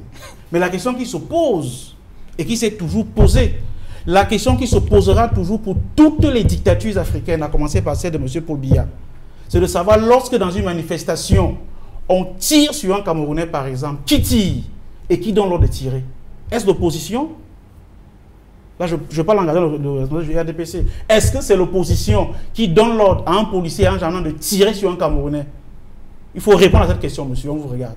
Est-ce que lorsque un Camerounais, par ces blessures-là, en arrive, par exemple, à perdre un pied, à perdre la jambe, et malheureusement, personne ne peut à perdre sa vie, est-ce que c'est la responsabilité de l'opposition qui manifeste pacifiquement en main nue ou alors c'est d'un régime autocratique et autoritaire qui donne l'ordre à un fonctionnaire de police de tirer sur un Camerounais? La responsabilité, je le dis de manière solennelle, est et sera toujours chez ceux qui donnent l'ordre de tirer sur des êtres humains. N'inversez pas les rôles. Le RDPC est très mal placé aussi bien ses militants, comme celui qui est sur ce plateau, que son secrétaire général, que son président national, est très mal placé pour donner des leçons à qui que ce soit, sur quoi que ce soit. Ces gens n'ont passé le temps qu'à tirer sur les Camerounais depuis 1982. Ces gens ont massacré par milliers dans ce pays en 1984 des Camerounais. C'est interdit que ce pays, ce parti ose imaginer qu'il peut donner une leçon à qui que ce soit, sur quoi que ce soit en matière de droits de l'homme. C'est l'exemple type des régimes obscurs dont tout peuple sur cette terre doit se débarrasser. Et donc, je dis encore que lorsque nous prenons des exemples comme cela, c'est pour dire qu'il faut éviter que dans nos pays africains, il faut éviter qu'au Cameroun, nous ayons des régimes qui, parce qu'ils ne sont pas d'accord avec une force politique qui leur est opposée, osent donner l'ordre de doter les vieux citoyens. C'est ce que le président Kanto disait malheureusement, qu'il faut savoir que nous sommes encore dans des régimes autoritaires. Et c'est une vérité. Un leader qui le dit à des sympathisants est un leader qui se donne pour devoir de restituer les faits et non de travestir. Ce n'était pas un appel. Vous ne pouvez pas dans une situation où il y a des brutalités policières, où il y a par exemple des personnes qui se font mal, dire que c'est les gens qui appellent à manifester pacifiquement qui sont responsables et non pas ceux qui causent ces dégâts-là. C'est une inversion de rôle. C'est une inversion de rôle et c'est une inversion de rôle qui est irresponsable à la fois de M. Paul Biya, de son secrétaire général et de tous ses militants, comme celui qui est sur le plateau, qui essaye à chaque fois de déformer les propos des gens. Donc je voudrais dire que le RDPC, nous attendons de lui une lettre d'excuse au peuple camerounais parce qu'il a plongé ce peuple-là dans l'obscurité depuis 1982. Nous n'attendons pas lui des leçons parce qu'il ne peut donner de leçons à qui que ce soit, sur quoi que ce soit, en matière de respect des droits de l'homme. Que ce soit très clair pour tout le monde. Alors, je voudrais quand même faire une observation avant de poser la question à M. Tegem. L'auteur Apollinaire Oko, c'est peut-être un peu exagéré. Dire qu'un État massacre des gens, c'est quand même un tout peu exagéré parce que très souvent, lorsqu'on parle de la possibilité, ou bien si vous voulez, des missions régaliennes, il y a quand même la nécessité pour un État d'assurer la sécurité des personnes et des biens. Et cela se fait bien évidemment par le biais des forces de maintien de l'ordre. Ça, c'est une mission régalienne de l'État au sens weberien du terme, qui parle du monopole de la violence légitime. Donc, quand vous parlez de massacrer, c'est peut-être un peu exagéré. Non, mais là n'est pas l'essentiel du Non, vous avez convoqué Weber, il faut qu'on en parle. Il faut qu'on en parle. Voilà. Nous n'allons pas souvent emprunter des maximes qu'on n'a pas. Le monopole de la violence physique légitime se fait dans le cadre du respect du droit. C'est-à-dire que c'est le droit qui encadre cela. Il n'existe aucune forme légitime qui soit au-dessus de la loi, sinon ça devient de la barbarie. Voilà. Est-ce que vous avez dans le sentiment que c'est exactement cela, puisque pas du tout. Les pouvoirs publics, justement, convoquent on appelle ça quoi, tous les instruments juridiques internationaux, Monsieur Duval, et même la loi fondamentale pour justifier, n'est-ce pas, la mobilisation, le déploiement très souvent des forces de maintien de l'ordre dans des cas précis. Monsieur Duval, j'ai été arrêté à Yaoundé, à la Cour centrale, le 1er juin 2019, avec d'autres camarades. Certains, comme moi, ont été conduits dans un commissariat, le commissariat central numéro 1, d'autres ont été conduits au 7. Parmi ceux qui ont été conduits au 7, il y en a qui ont été violentés. Je connais une jeune Camerounaise qui a été battue à la planche, qui en est sortie avec des hématomes, des blessures. Et en guise de pansement, vous savez ce qu'on lui a fait? On lui a dit d'aller s'enrouler dans la cour. Et quelques minutes, des gendarmes étaient allés faire pipi dans la cour. Est-ce que c'est ça le monopole de la violence légitime de Max Weber? Ce n'est pas ça, monsieur Fongwa. C'est de la barbarie. Quand on atteint un tel niveau de cruauté et qu'on trouve encore des êtres humains comme monsieur Tegem qui viennent défendre ça, ça veut dire qu'on a traversé les limites de l'humanité. Je connais un militant du MSC qui a été électrocuté sur ses parties génitales. Ce n'est pas ça le monopole de la violence légitime. Je dis et je répète que pour autant que Max Weber ait raison, la violence légitime, encore que c'est la contrainte légitime, pour reprendre le thème même, voilà, la contrainte légitime se fait dans le cadre des lois et des règlements. C'est-à-dire que ce sont les lois et les règlements qui permettent cela, et c'est aussi ces lois qui limitent cela. aller au-delà, c'est violer l'état de droit. Ok, Voilà. mais en même temps, en reconnaissant quand même le droit à Maître Tegueng qui représente son parti politique d'avoir une position. C'est ça le sens des échanges, des Bien sûr, discussions personne qui n'a dit qu'il doit organisent avoir une opinion. la vie politique dans le sens On a le droit de le pris critiquer, par, mais il a le droit de par le la s'exprimer. démocratie. Alors, Aristide Monod, sur cette sortie du secrétaire général du comité central du RDPC, quelle est votre lecture finalement qui menace la paix et la stabilité dans notre pays? Parce qu'on entend tous les leaders politiques clamer la paix, tout le monde parle de la paix et tout le monde dit qu'il y a des menaces à la paix. Et ma question, c'est finalement qui menace véritablement la paix et la stabilité? Et surtout, qu'est-ce qu'on pense qu'on devrait faire, nous tous, puisque nous sommes concernés, pour justement protéger cette paix et cette stabilité-là et éviter une sorte de déflagration sociale, n'est-ce pas, en cette année électorale 2025? Déjà, il faut préciser, Duval, que la sortie de M. Jean Kouete, la sortie du RDPC, disons, pour essayer de ne pas faire une fixation sur un individu, la sortie du RDPC est inopportune. Ça veut dire, elle ne nous sert absolument à rien. Pour le Camerounais lambda, c'est inutile.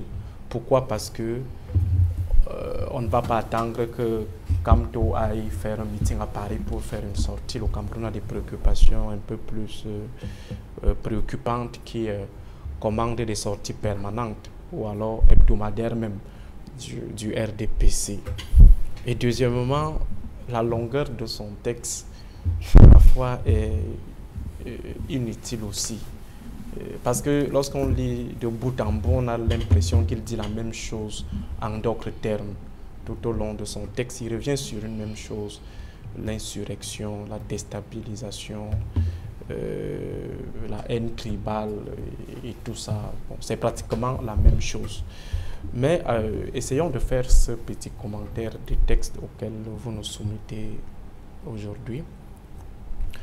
Lorsque M. Jean Kouete parle de haine et de violence, je ne sais pas s'il a suivi les médias ces derniers temps concernant l'affaire du mandat impératif et d'autres activités du MRC.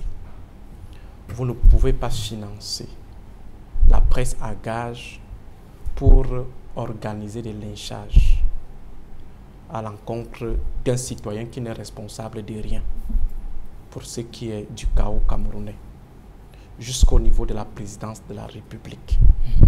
Organiser des débats sans contradiction et inviter 2 professeurs agrégés pour venir renforcer l'équipe des lyncheurs de Maurice Kamto. Je crois que c'est de la haine. Et la promotion de la violence aussi. Est-ce que c'est le RDPC qui a organisé le débat? Je ne sais pas, mais ce qui est là, c'est qu'il y avait sur ce plateau des représentants du RDPC et Voilà. 2 professeurs d'université pour lyncher, je dis bien pour lyncher le MRC, pour lyncher. Je ne sais pas si ce type d'émission concourt à consolider le vivre ensemble ou alors c'est la promotion de la haine et de la division. Lorsque Jean Kouete parle de la violence, Dr Roko est revenu sur des éléments palpables qui nous confortent à l'idée que la violence vient plutôt de l'autre côté. En 2008, par exemple, le gouvernement a reconnu la disparition des jeunes à Douala dans le cadre des émeutes de la faim, qui étaient en fait des émeutes contre l'éternisation de Paul Biya au pouvoir, dont la modification de la Constitution. Comme Dr Roko précisait tout à l'heure, qui est finalement responsable? C'est lui qui appelle à la manifestation ou c'est lui qui tue les manifestants? C'est comme si, dans l'imaginaire collectif, dans le camp d'en face, tuer un manifestant est un roi. Donc, la meilleure façon d'agir d'un État face à une manifestation, c'est de tuer. Et par conséquent, comme il est dans son droit, le fautif serait donc celui qui a appelé à la manifestation. Monsieur Jean Kouete parle des formations qui multiplient des appels. Je crois que, comme l'a relevé aussi au cours tout à l'heure, lorsqu'on est un homme, lorsqu'on est un acteur politique, que ce soit un regroupement ou un individu, on assume ses propos. Dites le MRC, dites Camto. Sinon, vous êtes simplement dans du commérage. Exactement. Le commérage pur et simple. Il se dit que, il se pourrait que, il y a que.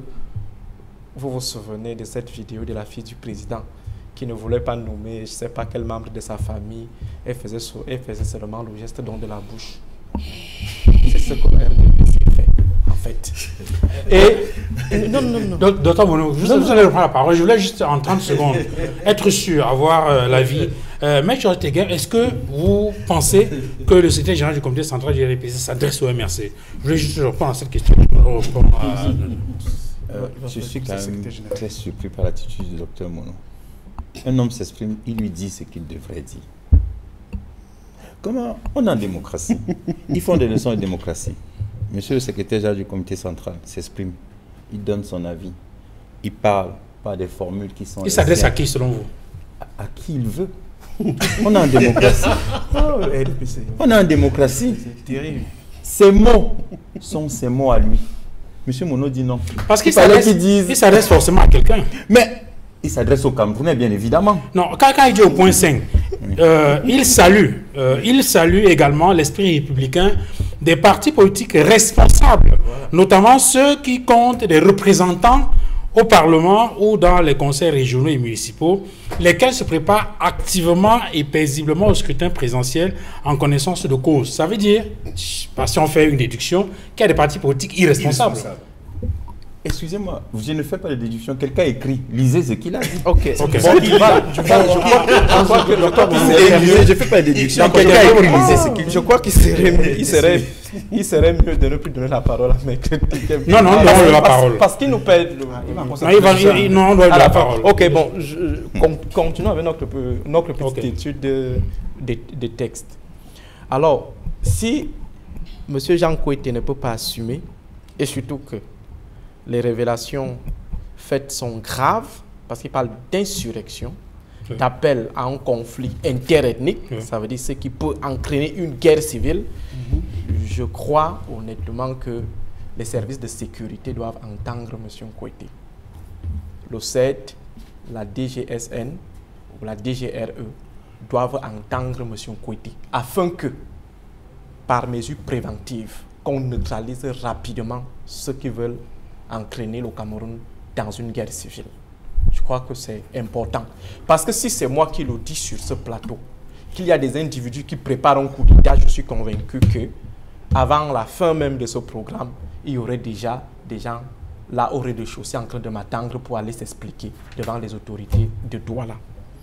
Monsieur Kouété fait une confusion entre la personne de Paul Biya, le président de la République, et Paul Biya, politicien, candidat. Alors, on ne va pas continuer à surfer sur les trois tableaux pour donner ou filer les coups en dessous de la ceinture aux adversaires. Et à chaque fois que ces derniers veulent riposter, on balance l'argument des institutions. Paul Biya est avant tout un homme politique, un politicien. Au même titre que Maurice Kamto, au même titre que Joshua aussi, au même titre que d'autres leaders de formation politique. Il est donc incompréhensible que, lorsqu'il faut attaquer les autres leaders, M. Paul Biya n'est pas une institution. Mais dès qu'on veut riposter, M. Paul Biya devient immédiatement une institution. Alors, s'il veut rester une institution, qu'il démissionne de la tête du RDPC et reste président de la République. Mais du moment où il est président d'une formation politique, d'une organisation, une association privée, du moment où il est candidat, il doit accepter que les autres lui filent les mêmes coups qu'il leur donne de temps en temps. Il n'a pas encore dit qu'il est candidat. Alors, donc, moi je me dis, il faut que il y ait dans l'esprit des militants du RDPC, cette division. Paul Biya, la personne de Paul Biya, père de famille, papa de Brenda et de Junior, et Franck aussi, et Paul Biya, président de la République, qui est astreint à la logique de accountability et d'accountability vis-à-vis des Camerounais, et Paul Biya qui est acteur politique. Deuxième élément, M. Kouete estime que les Camerounais sont attachés aux valeurs ancestrales et par conséquent, ils ne doivent pas parler de l'âge du président de la République ou de son état physique. Alors, on aimerait donc savoir, est-ce parce que quelqu'un est patriarche ou a déjà un âge assez avancé qu'on devrait tolérer toutes ses imperfections ou toutes ses limites au nom du statut patriarcal? Si on a un mauvais patriarche ou un patriarche qui devrait normalement aller se reposer, je crois que le bien qu'on voudrait de ce patriarche, c'est de lui dire tout simplement, papa, c'est trop de peine pour vous. Vous craignez à gauche et à droite. Je ne sais pas comment les mecs Tegem comptent faire pour faire balader Paul Biya dans les 10 régions du Cameroun pour battre campagne. Je ne sais pas comment est-ce qu'ils vont faire. On dit également, Kouete parle également des partis républicains, des partis responsables. Pour lui, un parti responsable, le lexique de sciences politiques de Jean Kouete, un parti responsable, c'est un parti qui a des élus. Voilà un parti responsable. Dans le cas concret, ce sont des partis qui préparent l'insurrection. Moi, ce qui me désole dans cette affaire, c'est que le RDPC, sachant bel et bien que le Cameroun a des institutions en charge d'arbitrer en situation de polémique, veut se substituer à ces institutions pour dire finalement le droit. Si M. Kamto ou le MRC, disons, ne peut pas présenter un candidat ou n'est pas en capacité de présenter un candidat, n'est pas éligible à présenter un candidat, je crois que ce débat-là ne devrait pas intéresser le RDPC. Ce débat ne devrait pas être arbitré par le RDPC. Il y a deux institutions, le Conseil électoral et la Cour constitutionnelle. Alors, comment se fait-il qu'un parti politique prenne le temps de rédiger plus de 6 pages pour expliquer aux Camerounais que le MRC ne pourra pas présenter un candidat? Mais c'est assez malsain. Et autre chose, le SG du RDPC demande une élection apaisée. C'est quoi une élection apaisée? Une élection apaisée, c'est d'éviter d'éliminer arbitrairement le principal challenger. Une élection apaisée, c'est accepter un code électoral consensuel. Une élection apaisée, c'est arrêter d'abuser de son pouvoir pour bâillonner les libertés des autres. Monsieur Jean Kouete parle également des ambitions personnelles qui sont en train d'être mises en avant pour envoyer les Camerounais mourir. Les ambitions personnelles. Alors on peut rappeler certaines situations à M. Jean Kouete. Les années de Braise, c'était pour des ambitions collectives ou des ambitions personnelles, maintien de Paul Biya au pouvoir. Les morts de 2008, c'était des ambitions personnelles, maintien au pouvoir ou des ambitions collectives. Et enfin, M. Jean Kouete parle à la diaspora. Il demande à la diaspora de rester tranquille. Je crois que s'il aimait cette diaspora, il serait au devant de la scène pour défendre d'abord la double nationalité. Permettre à nos enfants qui veulent rentrer au Cameroun de rentrer calmement, de ne plus être obligés d'aller demander les visas pour rentrer chez eux. Et je crois qu'il est en train de s'agresser à la mauvaise cible. Nous, ici au pays, on peut tomber dans le langage propagandiste de Kouete, mais nos compatriotes qui sont à l'étranger, qui ont déjà goûté à la démocratie, qui savent ce qui signifie démocratie, qui ont déjà goûté au développement, ne pourraient jamais suivre ce que M. Kouete est en train de dire. Et je crois aujourd'hui, pour chuter M. Duval, il faut que le RDPC, nous sommes en pleine année électorale, s'attelle plutôt à nous dire ce qu'il a fait du Cameroun en 42 ans. Un candidat sortant défend son bilan. Il ne passe pas son temps à chercher à disqualifier ses adversaires de manière arbitraire. Je vais terminer par vous, M. Tegem. Je donne la parole à Edmond Kamgia. Edmond, finalement, qui menace la paix et la stabilité dans notre pays. Et peut-être pour sortir de cette question, quelles sont les mesures qu'il faut envisager? Quels sont les moyens que les Camerounais devaient mobiliser à tous les niveaux pour que cette année électorale se passe en toute sérénité, pour éviter une déflagration sociale que tout le monde craint? Oui, avant de répondre à cette question, je voudrais rappeler simplement par rapport à la thématique précédente, donner un exemple, c'est-à-dire qui est proche de la mobilisation des militants et sympathisants du MRC récemment devant leur siège, et qui, selon le RDPC ici représenté par M. Tegel, ne justifie pas que la police fasse ce qu'elle a fait, ou alors que l'autorité administrative empêche son leader de communiquer avec ses militants. Je rappelle qu'il y a quelques temps, quelques semaines, quelques mois peut-être déjà, le ministre d'État, le secrétaire général de la présidence de la République, était en mission à Douala, mission officielle à Douala, dans le cadre de ses fonctions administratives. Mais pendant sa mission, devant l'hôtel où il résidait, il y a eu spontanément des militants et sympathisants du RDPC qui sont massés en face de cette résidence hôtelière et même ont empêché la circulation parce qu'ils voulaient saluer le ministre d'État, secrétaire général à la présidence de la République. La circulation a été perturbée, mais ils ont été reçus. Il y a eu échange entre le ministre d'État, secrétaire général à la présidence de la République et les militants et sympathisants du RDPC. Je ne pense pas qu'il y ait eu, de la part des responsables locaux du RDPC à Douala, une déclaration, qu'il ait eu besoin de faire une déclaration, qu'il ait reçu un récépissé pour que massivement des militants et sympathisants du RDPC veuillent rencontrer et saluer le ministre d'État, secrétaire général à la présidence de la République. Parce que j'étais là, j'ai vu. Et ça, lorsque c'est le MRC et ses militants qui spontanément vont vers le siège de leur formation politique, voilà, dans l'espoir de dire bonjour, bon retour à leur leader, on leur exige apparemment une déclaration, de déposer une déclaration. Ça, c'est faire 2 poids 2 mesures. Ça, vous faites je tenais à rappeler ce... Oui, vous faites allusion à cette visite du secrétaire général du comité central du RDPC en mi-mars. Je crois que c'est autour du 15, 16, 17 mars. Secrétaire général de la présidence. Absolument. Alors maintenant, pour revenir à la question de la paix et de la stabilité qui préoccupe visiblement tous les acteurs politiques. Oui, je pense que ceux qui font le plus mal à ce pays, ce sont ceux qui, ne respectent pas la loi, ceux qui refusent d'appliquer la loi et ceux qui bafouent la loi. J'ai donné 3 phrases, ça a l'air de ressembler à rien du tout, mais c'est fondamental.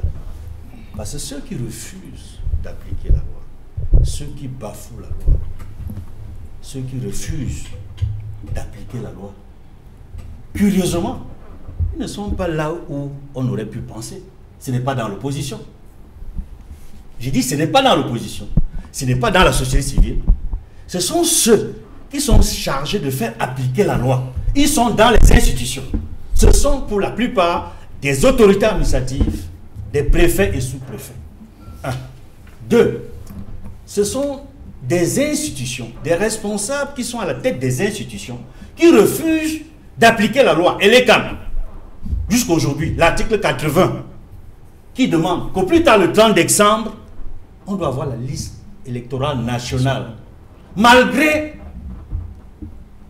j'allais dire, la saisine, n'est-ce pas, des institutions qui, en temps normal, dans un état de droit, devaient faire leur travail et appeler, amener Elecam à appliquer le droit. Rien n'a été fait jusqu'aujourd'hui.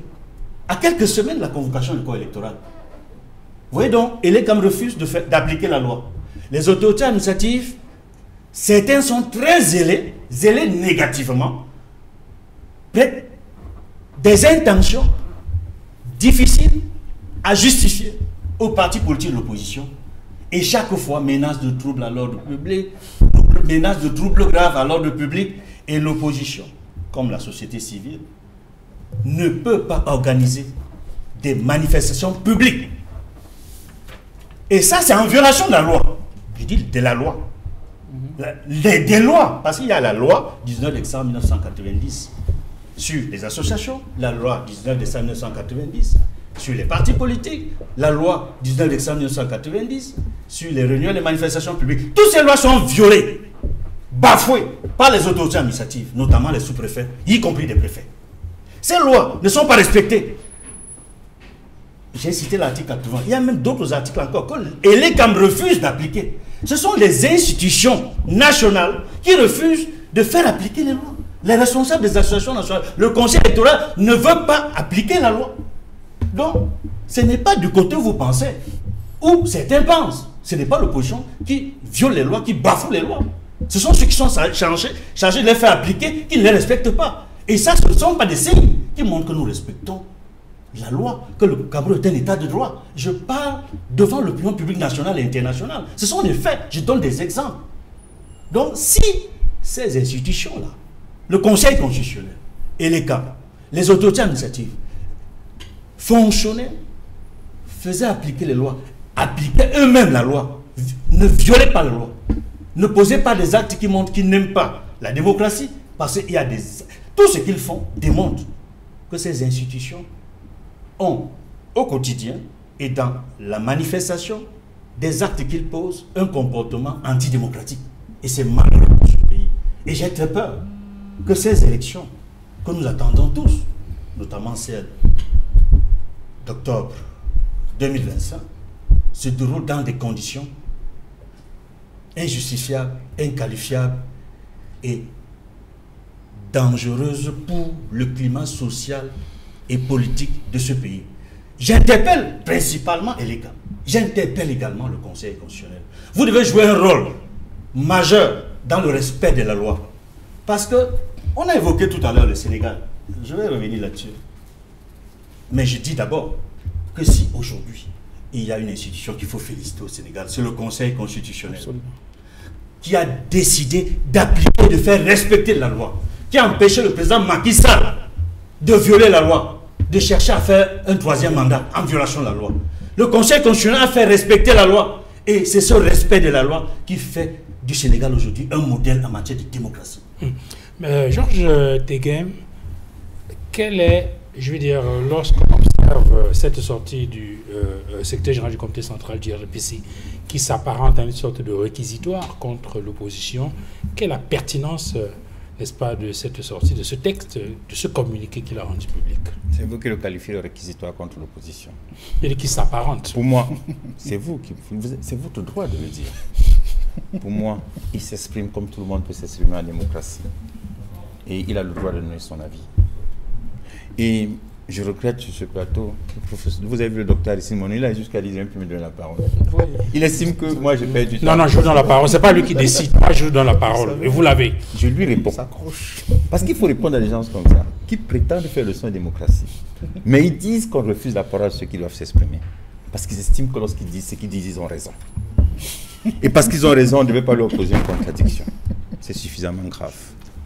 Et puis, je voudrais également dire un mot en direction du digne représentant du MRC, parce qu'il a dit un truc aussi, il faut lui répondre. Il dit, lorsque quelqu'un manifeste et le policier qui ouvre le feu qui a tort. Moi, j'aime répondre à des choses comme ça en disant que lorsqu'il y a coaction, il y a complicité, le juge qui le condamne, qui a tort. Cher monsieur du MRC, la participation au débat public, la participation à la construction de la nation suppose une responsabilité de chaque citoyen. C'est pour ça que le code pénal, ou allons en droit pénal, on enseigne le principe de la personnalisation de la responsabilité et l'individualisation de la sanction. C'est parce que chacun a sa part de responsabilité. Et dans le cas qui nous intéresse, j'ai entendu le digne consultant dire qu'il y a des gens qui ne respectent pas la loi. J'aurais voulu qu'ils me disent que tel parti respecte la loi parce que lorsqu'il fait des manifestations, il déclare. Je voudrais faire observer sur ce plateau, et si je mens, il me le démentira, qu'il y a quelques mois à Bafoussam, ce même parti politique a organisé une réunion au cours de laquelle un de mes confrères était admis dans ce parti politique. Ça peut être interdit. Je vais parler également sous le contrôle du docteur Mounou. Il y a quelques mois à Yaoundé, ils ont organisé une manifestation à la sortie de Yaoundé. Ça peut être interdit. Des exceptions. Il y a quelques... Des exceptions. La démocratie dérange ces gens-ci. Il y a quelques mois, ce même parti politique a organisé une manifestation ici au stade de Japon. Ça peut être interdit. Parce que les déclarations ont été faites. Si vous voulez que la République avance, si vous voulez un code consensuel, il faut participer aux institutions. Monsieur Mono, docteur Mono, mais les députés, non, il faut répondre à ces... Vous dites des choses qui m'obligent à réagir. une plateforme constituée des députés de l'Assemblée nationale a déposé une première fois une mouture de modification du code électoral. Paul Biya dit qu'il n'a pas vu cela passer dans son bureau. Cette plateforme a déposé pour une deuxième fois. Alors, de quelle participation aux Très bien. institutions? Alors maintenant, vous avez fait... Allez-y, terminez. Monsieur Mono, la loi électorale, c'est la loi de 2012. Vous êtes un brillant juriste, vous savez comment modifier la loi. Ça se fait pas par... J'ai vu le président, il m'a dit. Et nous sommes au Parlement de la République. Nous avons déposé une proposition de loi au Parlement de la République. Lorsque quelqu'un ne participe au Parlement de la République, il est comme une faute politique. Je parle des députés qui participent. Est-ce que vous pouvez Monsieur répondre Mono, au débat? Monsieur Mono, s'il vous plaît. Non, s'il vous plaît. Monsieur Est-ce que Mono. vous pouvez répondre à ma question? Je vais sur la répondre à votre question, pertinence mais de la sortie il faut du d'abord, secrétaire général du il faut Comité déjà central de rappeler l'UDPS. ce qui a été dit sur ce plateau. Parce que le consultant allait jusqu'à évoquer la visite d'un haut commis de l'État à Douala et dit que la circulation a été perturbée. Aucune circulation n'a été interrompue. J'étais là. Aucune circulation n'a été interrompue devant cet hôtel ce jour-là. Par contre, c'est pas moi. Il y a un journaliste ici, il y a quelqu'un ici qu'on appelle Varenne. C'était son reportage, il a suivi. Il est ici, vous le connaissez mieux que moi. J'étais ici au programme lundi. On a dit Varenne, il a passé, il a dit la circulation complètement coupée par des milliers de militants d'un parti politique. Bloqués par la police. Excusez-moi. Voilà. Quand donc on veut manifester ou alors organiser une réunion sur la voie publique, il y a la loi qu'il faut respecter. Lorsqu'on veut faire modifier le code électoral, il y a un certain nombre de canons que l'on doit préalablement observer. Maintenant, vous disiez sur monsieur le Premier ministre, secrétaire général du comité central. Il a communiqué. Moi, je suis heureux qu'il communique. Parce qu'on est en démocratie. Je suis content de savoir qu'il peut donner son avis par rapport aux événements qu'il vit. Et tout à l'heure, on a cité le Sénégal. Moi, j'ai des amis sénégalais avec qui j'ai eu des entretiens ces derniers temps. Je vais vous dire une chose, ils n'ont pas été très heureux de ce qu'ils ont entendu. Vous ne pouvez pas convoquer un pays et vous convoquez simplement ce qui n'a pas été bien fait. Il faut convoquer ce qu'il y a de bien. Vous ne pouvez pas convoquer ce qu'il y a de mauvais et vous prétendez que vous n'avez pas une telle ambition dans votre pays. Sachez qu'il ne s'agit pas de Tegem, hein. Il s'agit des autorités qui ont un pouvoir de police. Hein. Et ces autorités apprécient en fonction des éléments qu'elles ont. Et ces autorités ont ce qu'on appelle les forces de maintien de l'ordre. Et je rappelle la notion d'ordre public. Je parle sous le contrôle du Dr Moron. Il a fait l'école comme moi. Demandez-lui si on a défini cela. C'est une notion qui est générique, englobante. Et au cas par cas, les autorités apprécient. Non. Non. Non, vous dites non. Non, ça, vous dites non comme si le il suffit maintien pas de dire de non. le maintien de l'ordre Ce n'est pas le sujet. Ce n'est plus le sujet. On est massacre des manifestants. On est passé à autre chose. Jamais. Et puisque vous avez de la parole à Aristide Mono, je confirme, vous gardez la parole à Aristide Mono sur le troisième thème que nous allons évoquer rapidement pour sortir de cette émission qui va s'achever dans quelques secondes. Et je voudrais rappeler que dans sa sortie, le secrétaire général du comité central du RDPC évoque la question de l'image du Cameroun. Il dit, il les encourage, les militants, à se détourner de toute forme de provocation, de manipulation et à défendre avec calme et sérénité la personne du président Paul Biya, président de la République et président national du RDPC, ainsi que l'image d'un Cameroun fort, stable et respectueux de ses institutions. Question, est-ce que ce qui s'est passé à Douala cette semaine à Aristide Mono contribue justement à protéger cette image de marque du Cameroun? On a vu la 7e étape du Tour cycliste international annulée. La raison évoquée, c'est le mauvais état des routes. Est-ce que ce n'est pas une situation qui déshonore le Cameroun? Deux images qui déshonorent le Cameroun. La première image, c'est le manque de coordination entre les institutions étatiques ou para-étatiques. Le maire de la ville qui estime n'avoir jamais été associé à l'organisation de l'événement par la Fédération camerounaise de cyclisme. Et on se demande bien comment peut-on organiser un événement d'une telle envergure sans toutefois qu'il y ait un minimum de concertation entre ceux qui sont censés organiser cet événement. D'un côté, on a ceux qui estiment qu'il y a mauvaise foi et de l'autre, ceux qui semblent avoir brillé par une certaine arrogance dans l'organisation. L'OMER dit n'avoir jamais été associé. La fédération dit avoir déposé le 13 mai une correspondance pour associer la mairie de la ville. Donc, il y a une certaine cacophonie et je crois que c'est une énième cacophonie depuis que M. Paul Biya connaît quelques faiblesses au niveau de la tête de l'État, faiblesses managériales. Et aussi, la deuxième image, c'est la situation des infrastructures routières. On a envie d'accorder une présomption de bonne foi au maire de la ville, mais les latins disent « errare humanum est, perseverare diabolicum ». L'erreur est humaine, mais la persévérance dans l'erreur devient diabolique. Si c'était la première fois, on aurait dit « bon, ça peut passer », mais pas plus tard qu'en 2023, on a connu la même annulation. Donc, 2 fois déjà en 3 ans. Je crois que, quels que soient les arguments qui peuvent être mobilisés par le maire de la ville, il y a quand même matière à procéder à une certaine introspection. Alors, Edmond Kamgia, je fais quelques rappels de faits pour qu'on comprenne un peu le sens de ce Capharnaüm. Après l'annulation donc du Tour cycliste international, en tout cas l'étape de Douala, il y a ce communiqué radio-presse du maire de la ville. Le maire de la ville a appris l'annulation de la 7e étape du Tour cycliste international du Cameroun dans la capitale économique pour des raisons liées aux mauvaises conditions de la route, selon une communication de la Fédération camerounaise de cyclisme largement relayée par plusieurs médias et les réseaux sociaux. Il informe l'opinion publique que la communauté urbaine de Douala n'a été ni consultée, ni associée au choix du parcours, ni à la détermination de la date de cette étape au moment où plusieurs chantiers de réhabilitation de la voirie urbaine sont en cours. Et réaction de la Fédération camerounaise de cyclisme, la Fédération camerounaise de cyclisme tient à informer l'opinion publique nationale et internationale et à faire la mise au point suivante. La mairie de Douala, la communauté urbaine, avait été saisie et informée par écrit le 13 mai 2025 de l'organisation du Tour cycliste international du Cameroun et du critérium de 106 km qui allait être effectué en 10 tours dans la ville de Douala le 11 juin 2025. Vous y comprenez quelque chose? Ça me fait sourire. En fait, c'est la sortie du maire de la ville qui m'amuse beaucoup plus. C'est invraisemblable qu'ils disent qu'ils n'ont jamais été ni consultés ni associés de près ou de loin à cette initiative. Ça ne peut pas être vrai.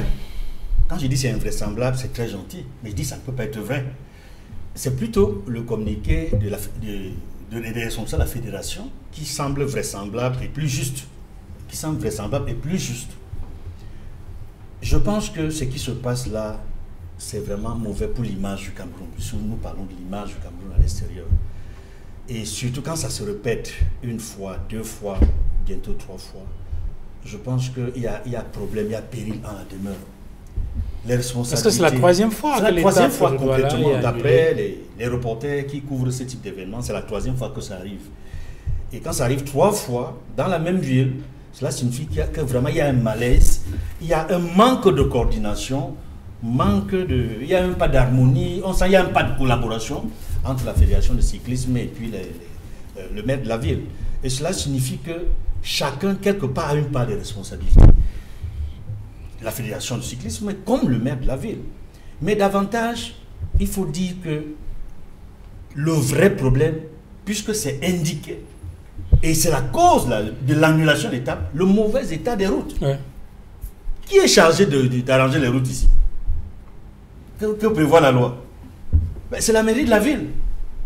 Pourquoi dans sa dotation, ils n'ont pas prévu la réhabilitation, le réaménagement des axes routiers? C'est ça, c'est davantage le travail de la mairie de la ville. C'est eux qui sont davantage responsables. Parce que si le travail était fait avant, je pense que la Fédération camerounaise de cyclisme n'aurait pas eu ce type de problème. Ou alors, si la concertation avait été faite, le maire de la ville aurait pu lui dire, les routes sont mauvaises, donnez-nous le temps, quand nous serons prêts, vous pourrez organiser à Douala. Mais comme malheureusement, Douala est dans une situation au niveau des routes catastrophique. Savez-vous, rappelez-vous la sortie du délégué général de la Sécurité nationale par rapport aux routes. Il donnait l'impression que c'est la première fois qu'il découvrait que on ne peut même plus circuler entre Yaoundé et Moutenguene en passant par Douala. Et la réalité, c'était que les routes étaient très mauvaises.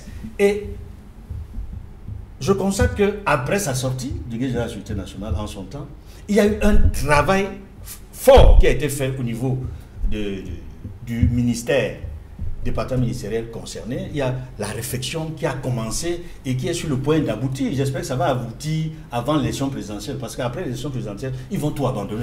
Ils vont abandonner tous les chantiers après l'élection présidentielle. Alors, Maître Georges Teghem, lorsqu'on regarde le tracé de ce critérium, il partait de l'hôtel La Falaise, on va dire ancien cinéma, rond-point 4e, rond-point des Dos, Méno, Feu Rouge, hôtel Le Watt, Mobile Bonacomois, salle de fête, ancien Dalip, hôtel Serena, SAO, Super U, marché des fleurs, direction Camwater, échangeur, Bonanjo, Saint-Jérôme et retour à la case départ devant le PMUC.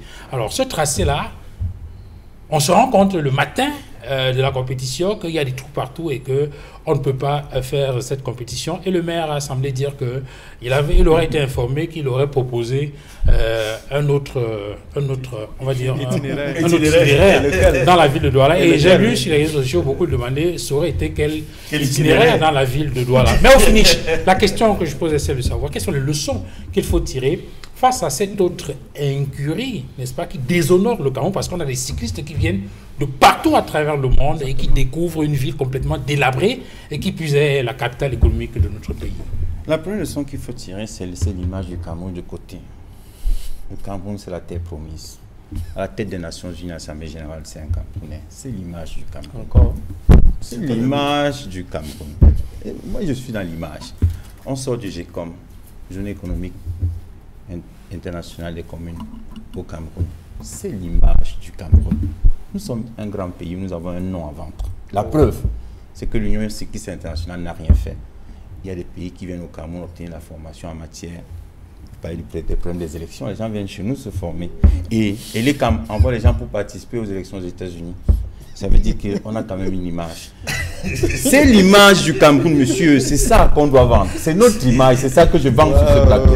C'est notre devoir. Et c'est ma participation, moi, à l'effort de construction de ma nation. Les Américains. Et je me souviens un jour, quand j'étais jeune étudiant en France, il y a un Français qui m'avait dit un matin, Vincent, je me rappelle, il dit, mais Georges, lorsqu'on parle de la France, on veut montrer quelque chose. Ils vont choisir l'endroit à Paris où c'est bien pour montrer. Lorsqu'on veut faire quelque chose, on associe le maire de la ville pour qu'il donne quand même l'itinéraire.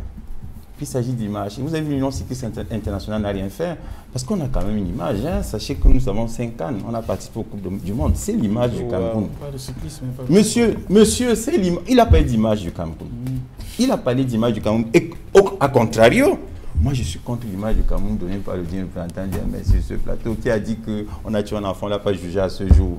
Au Cameroun, on respecte la présomption d'innocence. Voilà l'image du Cameroun. Pas de juger, pas de condamner, de juger. C'est différent. On respecte la présomption. Tant qu'il n'y a pas encore de jugement, on respecte ce n'est pas le sujet. Au Cameroun, je finis. Au Cameroun, on respecte les institutions qui jugent les citoyens.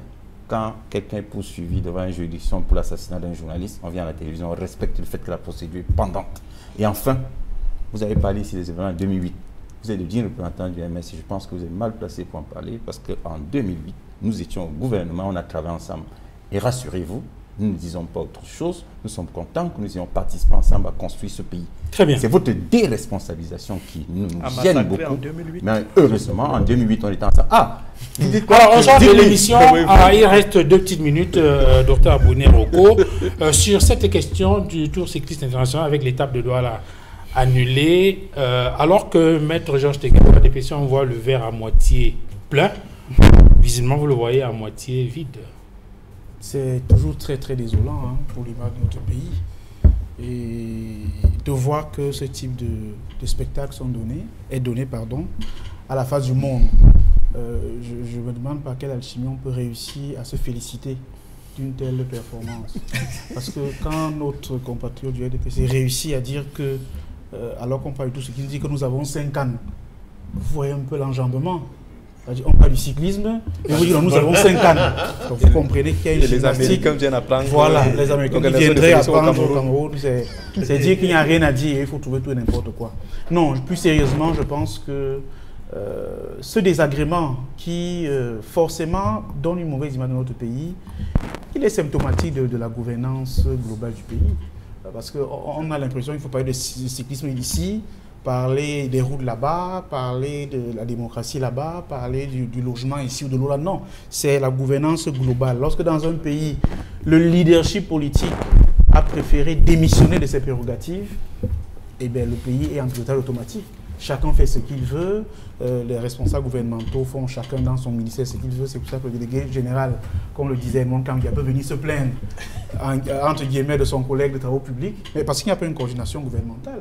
Si nous avions dans ce pays régulièrement des conseils des ministres, on suivrait les dossiers et on s'assurerait qu'après 1 mois, 2 mois, 3 mois, tel chantier qui a été amorcé est suivi et va jusqu'au bout. J'ai suivi une capsule d'une émission, d'ailleurs, que vous présentiez, je crois, avec le secrétaire général adjoint du RDPC, et dans laquelle il s'insurgeait de ce que vraiment en Afrique, au Cameroun notamment, on ne devrait pas avoir des conseils des ministres toutes les semaines. Je crois d'ailleurs que vous avez posé la question de savoir si on peut au moins faire tous les mois. Il a dit mais pourquoi tous les mois? Vous avez proposé, est-ce qu'on peut faire au moins une fois par an? Il a dit mais pourquoi? Donc vous voyez donc quand les gens en sont à avoir peur d'assurer le leadership, pourquoi ne voulez-vous pas donc que les routes, comme celle de Moutenguene, soient en mauvais état? Puisqu'on n'a pas une périodicité qui peut être hebdomadaire, qui peut être mensuelle, pour faire le point sur les dossiers qui sont en instance au gouvernement. Mais maintenant, pour finir, je vais finir en disant que je n'ai jamais parlé de 2008, chers compatriotes. Jamais. C'est moi qui ai Jamais. Voilà, d'accord. Merci, messieurs, d'être venus sur ce plateau. Merci à vous, Aristide Mono. Bon retour à Yaoundé. Merci également à vous, Edmond Kangia, d'être venu sur ce plateau. Merci au docteur Apollinaire Rocco qui retourne sur Yaoundé. Merci à vous, Maître Josh Tegen, d'être venu sur ce plateau. Merci à toutes les équipes techniques qui ont assuré la réalisation de cette émission de Droit des réponses. Bon dimanche à tous et à très bientôt. Au revoir. Est-ce qu'on fait mon idée? C'est quoi maintenant? 1h40 50. 1h50. C'est pas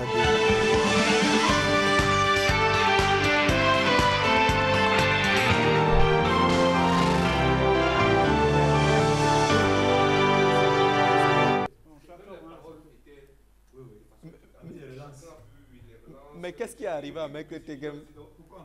Non, mais ce n'est plus le même Maître Tegem de la dernière fois. Et tout, donc